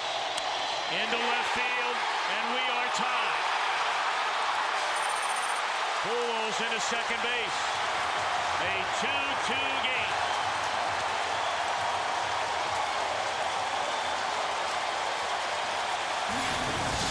Pujols starting to change those numbers. Clemens first pitch fastball right down the middle. Then he went away from him with a fastball. Then up in the strike zone. Pretty good pitch to hit. Pujols missed it, and then he didn't miss the exact same pitch the next time around. Clemens with poor location in that at-bat against Pujols.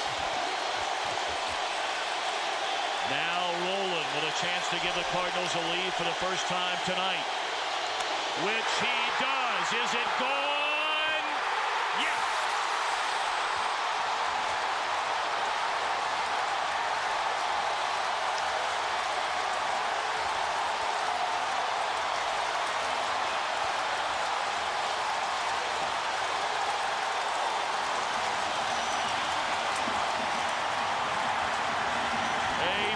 Down the left field line by Rowland. His 3rd home run in this LCS.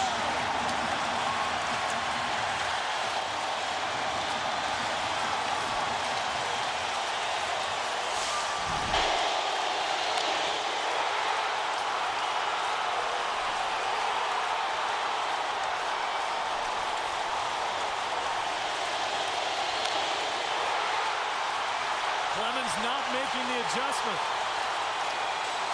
We talked earlier on how he has been challenged in the middle of the order with fastball after fastball after fastball, and everyone thought that he may adjust and go to his breaking pitches later in the game. He didn't do it, and he's getting hurt. Now Jim Edmonds. First pitch swinging. Comes up empty. Dan Wheeler begins to throw in the Houston bullpen. This St. Louis batting order can hurt you top to bottom. Scored more than 800 runs during the regular season. And boy, the heart of this order. Walker, Pujols, Rowland, Edmonds, Sanders. 0-2. Boy, for me, it really gets back to getting the leadoff hitter on base, a guy with some speed. It really changed the inning. Roger Clemens was working in such a good rhythm. Get the ball and pitch, get the ball and pitch. Cedeno reached base. Suddenly Clemens had to distract his attention or divide his attention and has made some mistakes in this inning.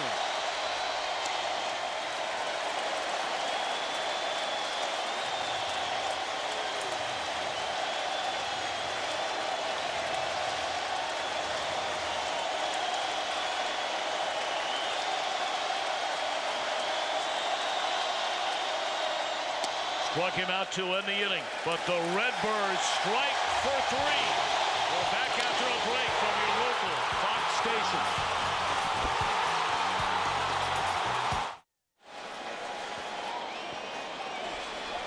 Scott Rowland breaks a tie with a 2-run home run in a 3-run Cardinals 6th inning.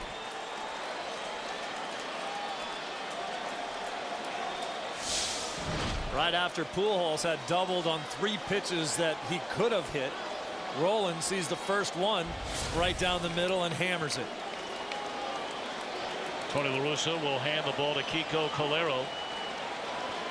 He had been scored upon in Game 2 and Game 4 of this series before going an inning and a third yesterday of one-hit shutout baseball. He's thrown very well here in the postseason.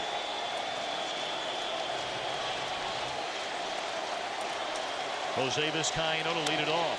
Little roller left side. 1 pitch, 1 out.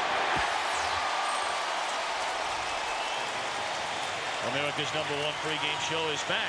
And this Sunday we take a look at the Jets' best start in franchise history and their attempt to end the Patriots' winning streak. Plus, they'll break down the Packers' chances to get back in playoff contention. Fox NFL Sunday returns this week, noon Eastern, 11 Central, 9 Pacific on Fox. Well, look for Brad Ausmus to try to have a lengthy at bat here. I wouldn't be surprised if he steps out of the box a couple of times. Roy Oswalt just began to throw down in the bullpen as this inning started, and a quick 1-pitch out to Vizcaino. I don't know if he's going to have enough time to get ready to take the ball for the next inning unless Ausmus and the pinch hitter on deck can stall for some time here.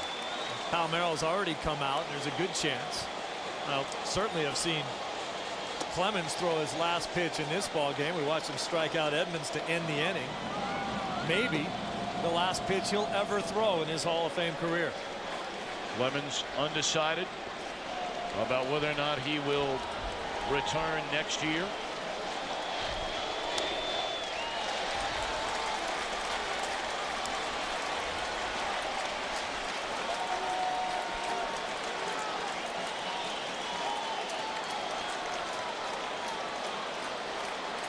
One and two the count on Brad Ausmus.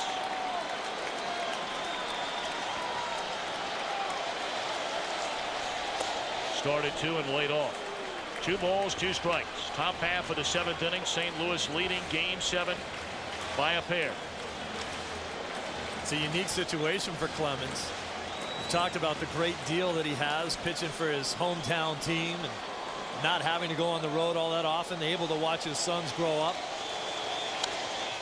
Might win the Cy Young Award and then ride off into the sunset. How many guys win the Cy Young and go away?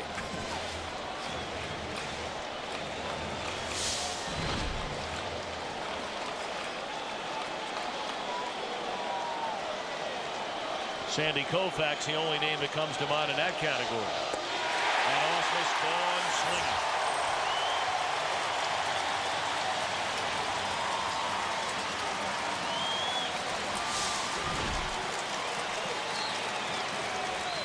A nasty late breaking slider from Kiko Calero.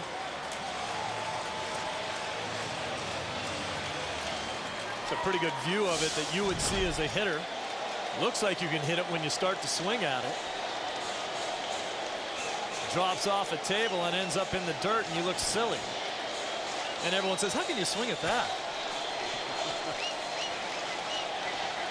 Palmeiro, a pair of hits and 6 at-bats in this LCS. Slider on the inside corner, a dandy from Calero.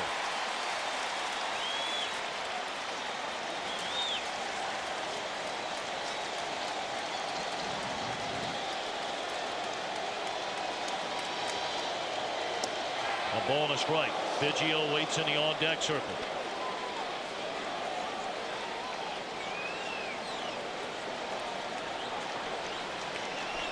Jeff Suppan again. A terrific effort. His 3rd in a row in this postseason. 1-2 to Palmeiro.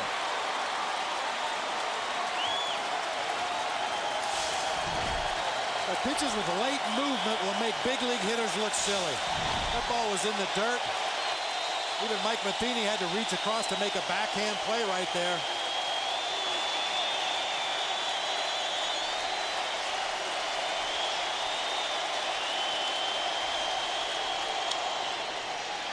Roller up the first base line, foul.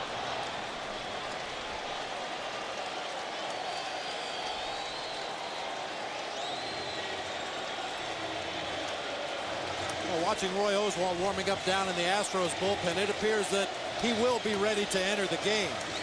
The at-bat by Brad Ausmus, and now Palmeiro has allowed him to throw enough pitches that I'm sure he'll be loose as he comes into this ball game.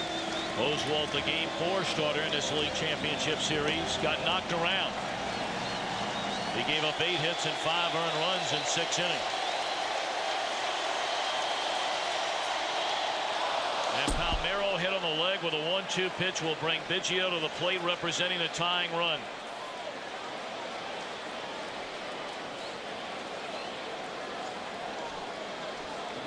Calero's really been all over the place. He's thrown a couple balls way in the dirt that have been swung at. And then that ball way off the plate, hitting Palmeiro in the leg.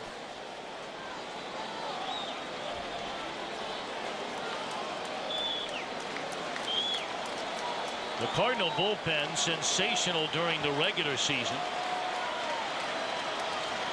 had really struggled in the first 5 games of this series. A bullpen ERA of over 7.5.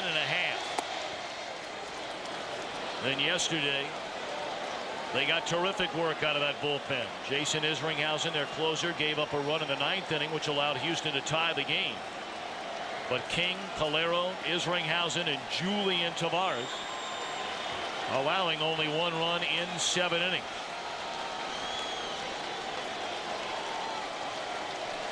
Talked to Tavares before today's ball game about the treatment on that left hand. Takes a series of pain-killing shots, 2 on the top of his hand and 1 underneath it. Biggio fooled on a changeup. 1 ball and 1 strike. Says every 4 hours that pain medication wears off and he tries to come back for more. He said he talked to his father about it and his dad said it serves you right. It should hurt. His dad was very upset with him.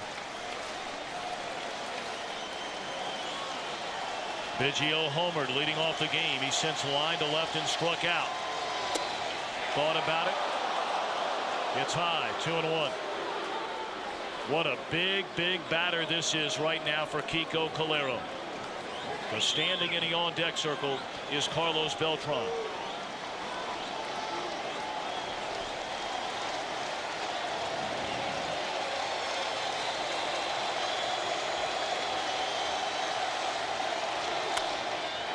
To short, force out to run the inning. 7th inning stretch time at Busch Stadium. A 4-2 Cardinal lead. We keep it right here for the singing of God Bless America, performed by Busch Stadium organist Ernie Hayes. Please rise, sing along with Busch Stadium organist Ernie Hayes as he plays God Bless America.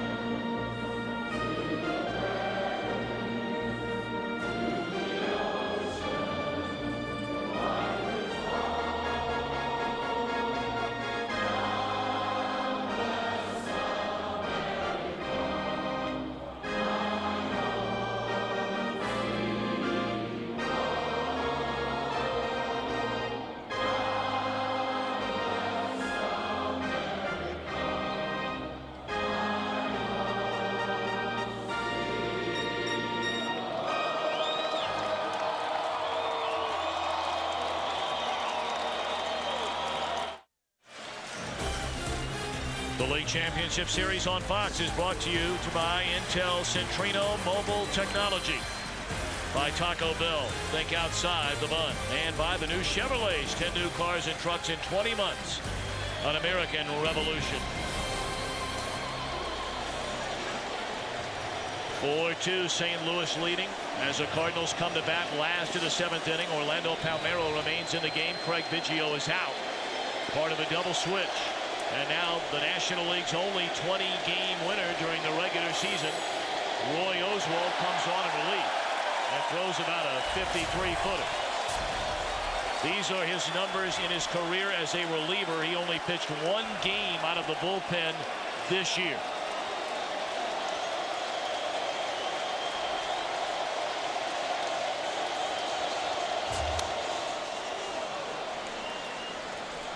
Oswalt has talked about having a tired arm here late in the year. That was a 95-mile-per-hour fastball to Reggie Sanders.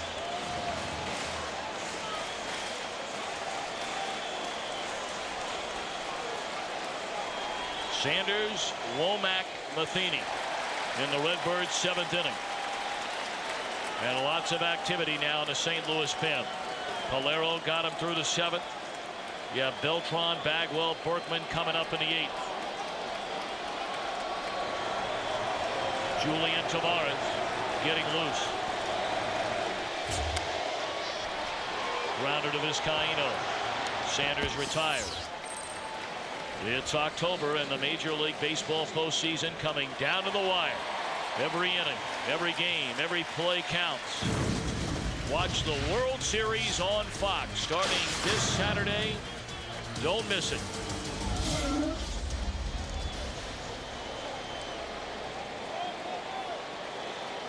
Joe Buck and Tim McCarver will be on hand for Game 1 at Fenway Park in Boston.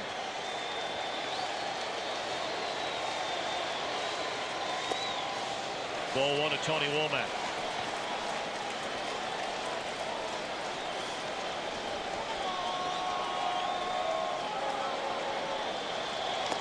Swing and a miss.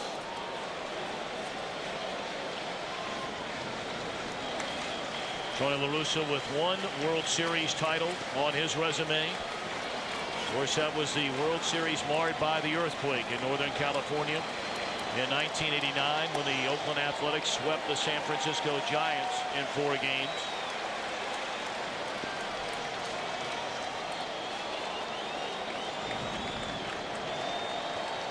Two-1 to Womack.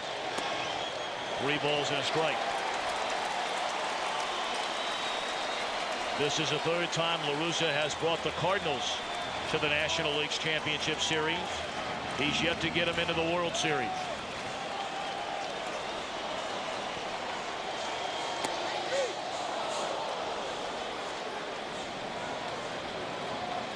'96, they had the 3-1 lead over Atlanta.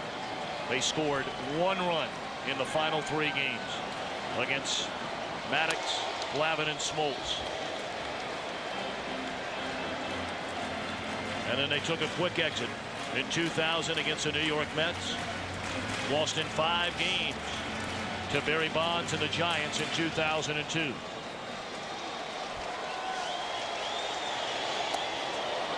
Sharp breaking ball, and Womack gone swinging, 2 away. It's a sharp breaking ball that's going to send some sharp pains into Womack's lower back. Take a big swing and miss. You see the tumbling rotation. You get out in front on your front foot. That'll make your back hurt.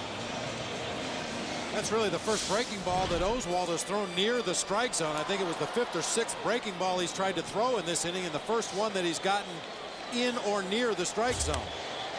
Matheny first pitch swinging, and a fastball behind a strike. Preparing to come into the ball game as a reliever is completely different than preparing as a starting pitcher, when you can take your time. Most starters take 15 to 20 minutes to warm up before the game, and as we know, relievers, that phone rings, you have to get ready in a hurry.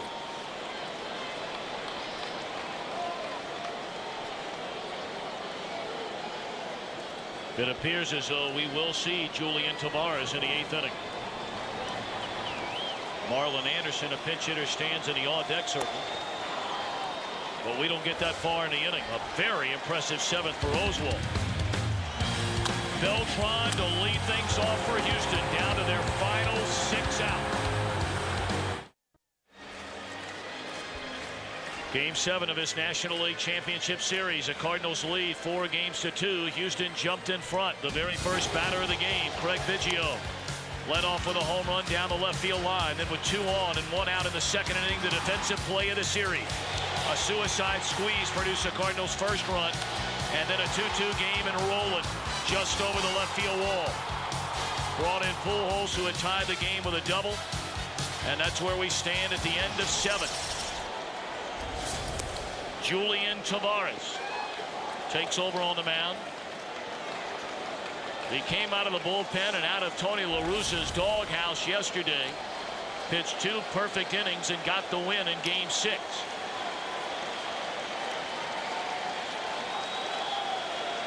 Carlos Beltran got him for a home run in Game 4 to break a 5-5 tie. Tavares walked 2 batters, hit a batter, was so upset in the dugout, slammed his non-pitching left hand into the phone and broke 2 bones in the left hand. And then got fined $10,000 by Major League Baseball when he threw a pitch around the head of Jeff Bagwell. They had Beltran defended perfectly. While we have a moment, let's send it to Los Angeles. Here's Jeannie Zelasco. Well, the Red Sox haven't reversed the curse, but they've certainly reversed the trend. This time, Boston did the eliminating of the Yankees to advance to the World Series. The Fall Classic returns to Fenway. Game 1, Saturday on Fox, 7:30 Eastern, 4:30 Pacific. The Red Sox just waiting to find out who they'll face.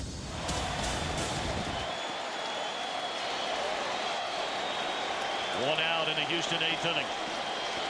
And now Jeff Bagwell, who's 0 for 3. Slider in there, a strike. His Ringhausen begins to throw in the Cardinal bullpen.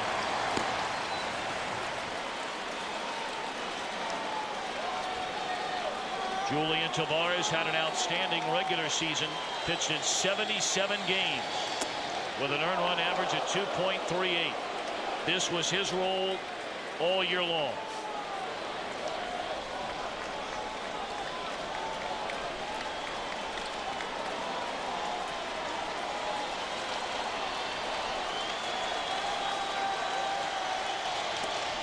Two balls and a strike to Bagwell. Tony La Russa told us that before the game he was unhappy with the actions of Tavares, but also said it was the first time he'd done anything like that for this club this year. And he said, I'm not going to waste or wash away 6.5 months of good for one bad thing. A liner right at Renteria. Couple of hard hit balls in the inning, but right at Renteria.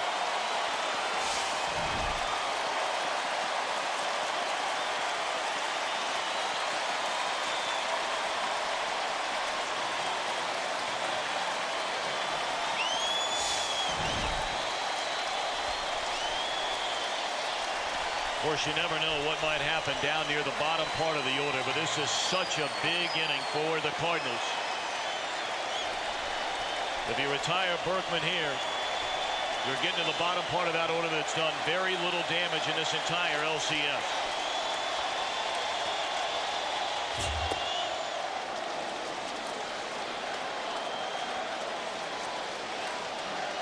And other than Mike Lamb, they really have no power available off the bench to potentially pinch hit for some of those guys at the bottom of the order.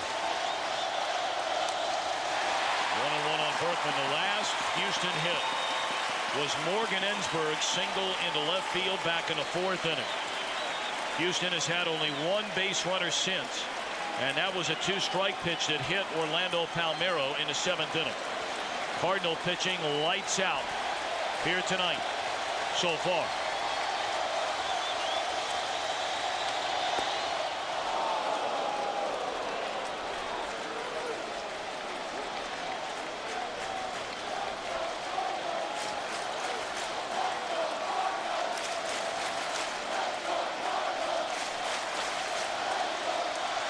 On to Berkman. Knocked down by Tavares. Picking it up, Renteria. Picked out of the dirt by Poole. It got him in the hand where he has the broken bone. Tavares in pain.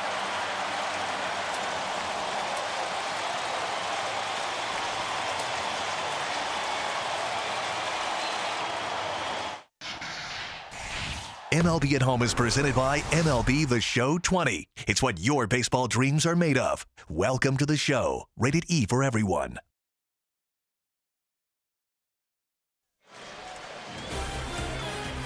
The League Championship Series on Fox brought to you by Dodge. You can take life as it comes or grab life by the horns. Dodge. By Duracell, trusted everywhere. And by Burger King, to remind you to have it your way.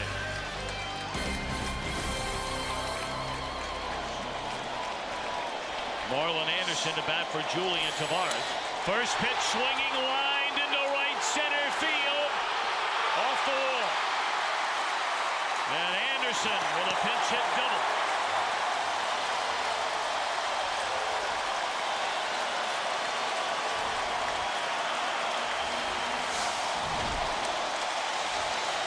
Now this comebacker just catches the outside of the glove there. Julian Tavares, you can see how swollen his hand is. Just an instinctive play. Sees that ball headed back up the middle, tries to knock it down. Fortunately for him, not dead on contact, but what a great play by Renteria. The bare hand, strong throw in the dirt. Pujols with the pick. Now Renteria puts down the bunt. Boy, the Cardinals have played small ball at its absolute finest here tonight. Every situation executed to perfection. Dropping this ball down to the left side of the field, making either the third baseman or the pitcher have to field it. That allows Marlon Anderson to walk to third base.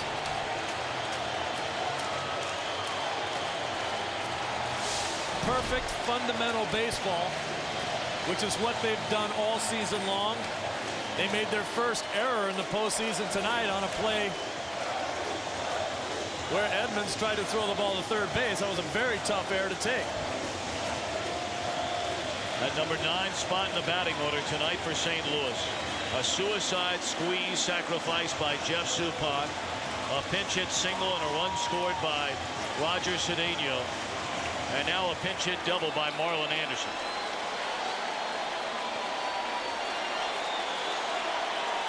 Here's Larry Walker with the infield drawn in.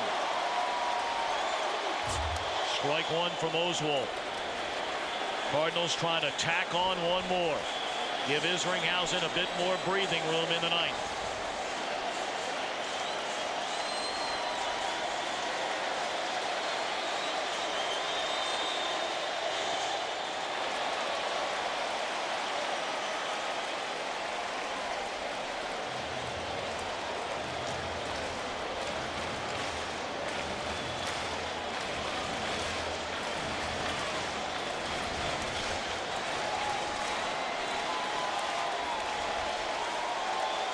Runner at third, 1-1 to Walker.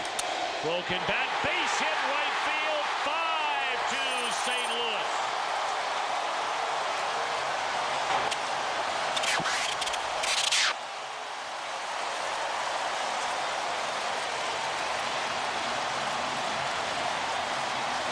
Get him on, get him over, get him in.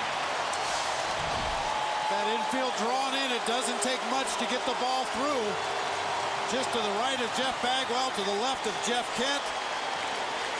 Sure, the barrel of that bat distracted both the right side infielders as it gets through into right.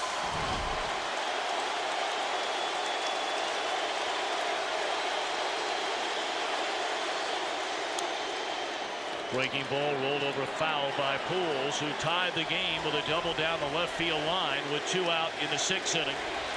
And then scored the go-ahead run on the 2-run home run by Scott Rowland.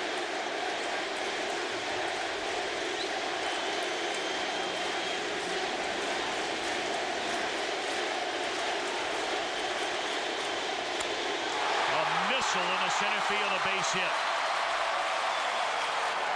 2 on, 1 out. Let's send it downstairs to Chris Myers.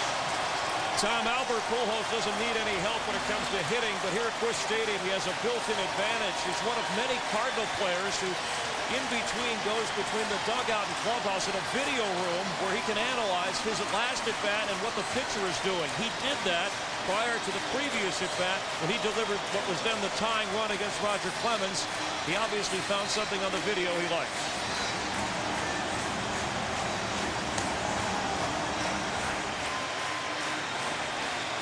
Albert Pujols. 2 more hits in a game today. Albert Pujols, when he goes back to that video room, especially this season, always saw something that he likes. Rowland broke the 2-2 tie in the 6th inning with a home run down the left field line. Double play ball here. Vizcaíno, Kent, and that will end the inning. The Astros come to bat in the 9th inning. Game 7 of the National League Championship Series. Down 3 against Jason Isringhausen. Javi, are you enjoying the new gameplay engine and AI updates in MLB The Show 20? Yeah, man. You know, I invented AI. For real? Robot Coach, come in here. Hello, what can I do for you? PlayStation. Top of the 9th inning, Game 7 of his National League Championship Series. And the Cardinals bring on their closer, who has struggled in this postseason, and in particular in this league championship series. And he's coming off a 3-inning outing, his longest of the year, in Game 6 yesterday. Which was his 81st appearance of this season. The highest in any year before this was 68 appearances for Jason Isringhausen. So he is in uncharted waters here. He was unscored upon his first 3 games in this LCS, games 1, 2, and 4. He gave up the 3-run home run to Jeff Kent, ending Game 5, and the tying run in the 9th inning yesterday.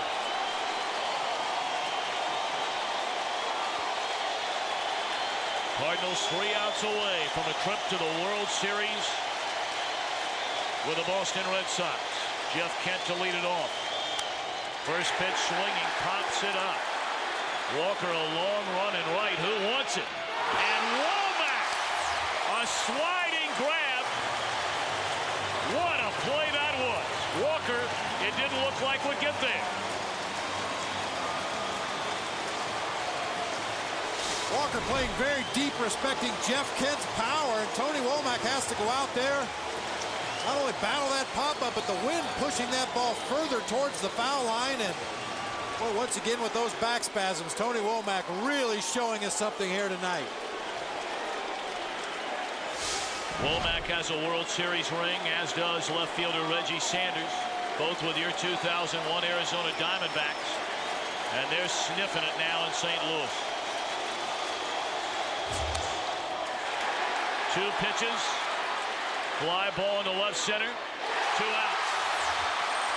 The Cardinals' last trip to the World Series, 1987 against the Giants. Danny Cox, a complete Game 5 hitter. Got Chili Davis to end it. The 15th trip to the World Series for the Cardinals. And of course, it was 1967 when the Cardinals locked up with the Boston Red Sox in a 7-game World Series.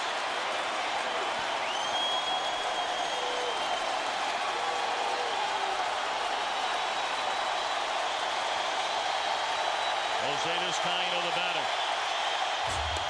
Strike one.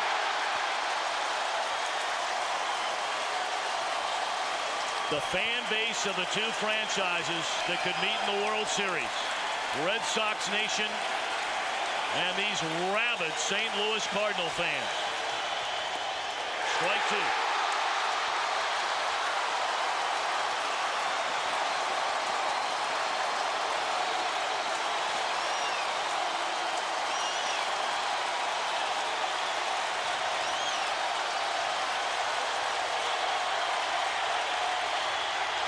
On the ground to second.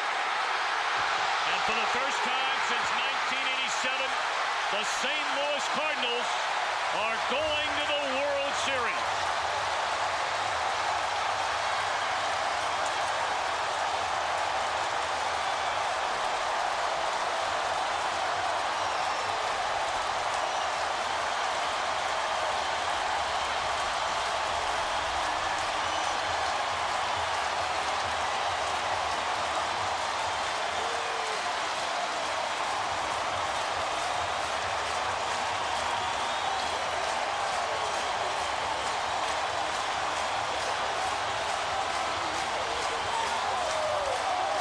What an amazing year for the St. Louis Cardinals. Picked by most to finish a distant third to the Cubs and the Astros in the National League Central. They won 105 games during the regular season. They wiped out the Dodgers in the division series, and a 7-game thriller over Houston in the LCS.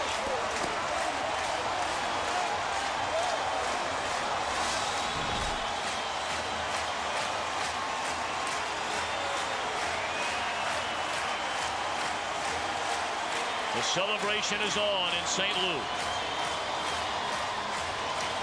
They have been the best team in the National League all year and will represent the National League against Boston in the Fall Classic starting Saturday.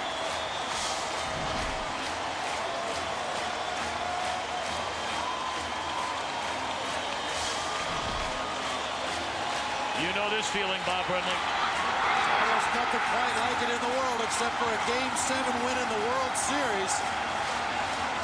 Such a long season for both of these teams. The Astros are to be congratulated for the way they finished strong, the way they represented their organization here in this NLCS, but tonight belongs to the Cardinals. What a tremendous season for Tony La Russa, his staff, and this entire ball club.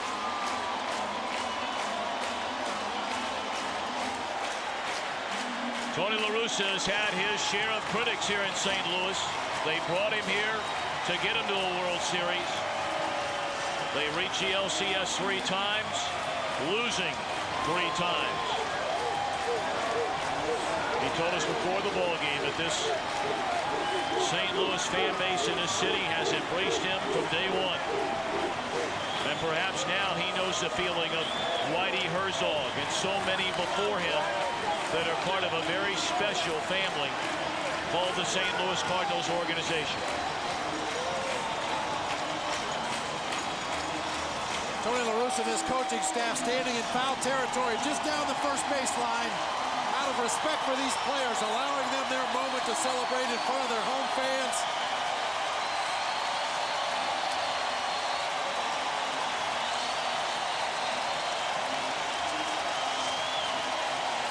Scott Rowland will get his first taste of the World Series.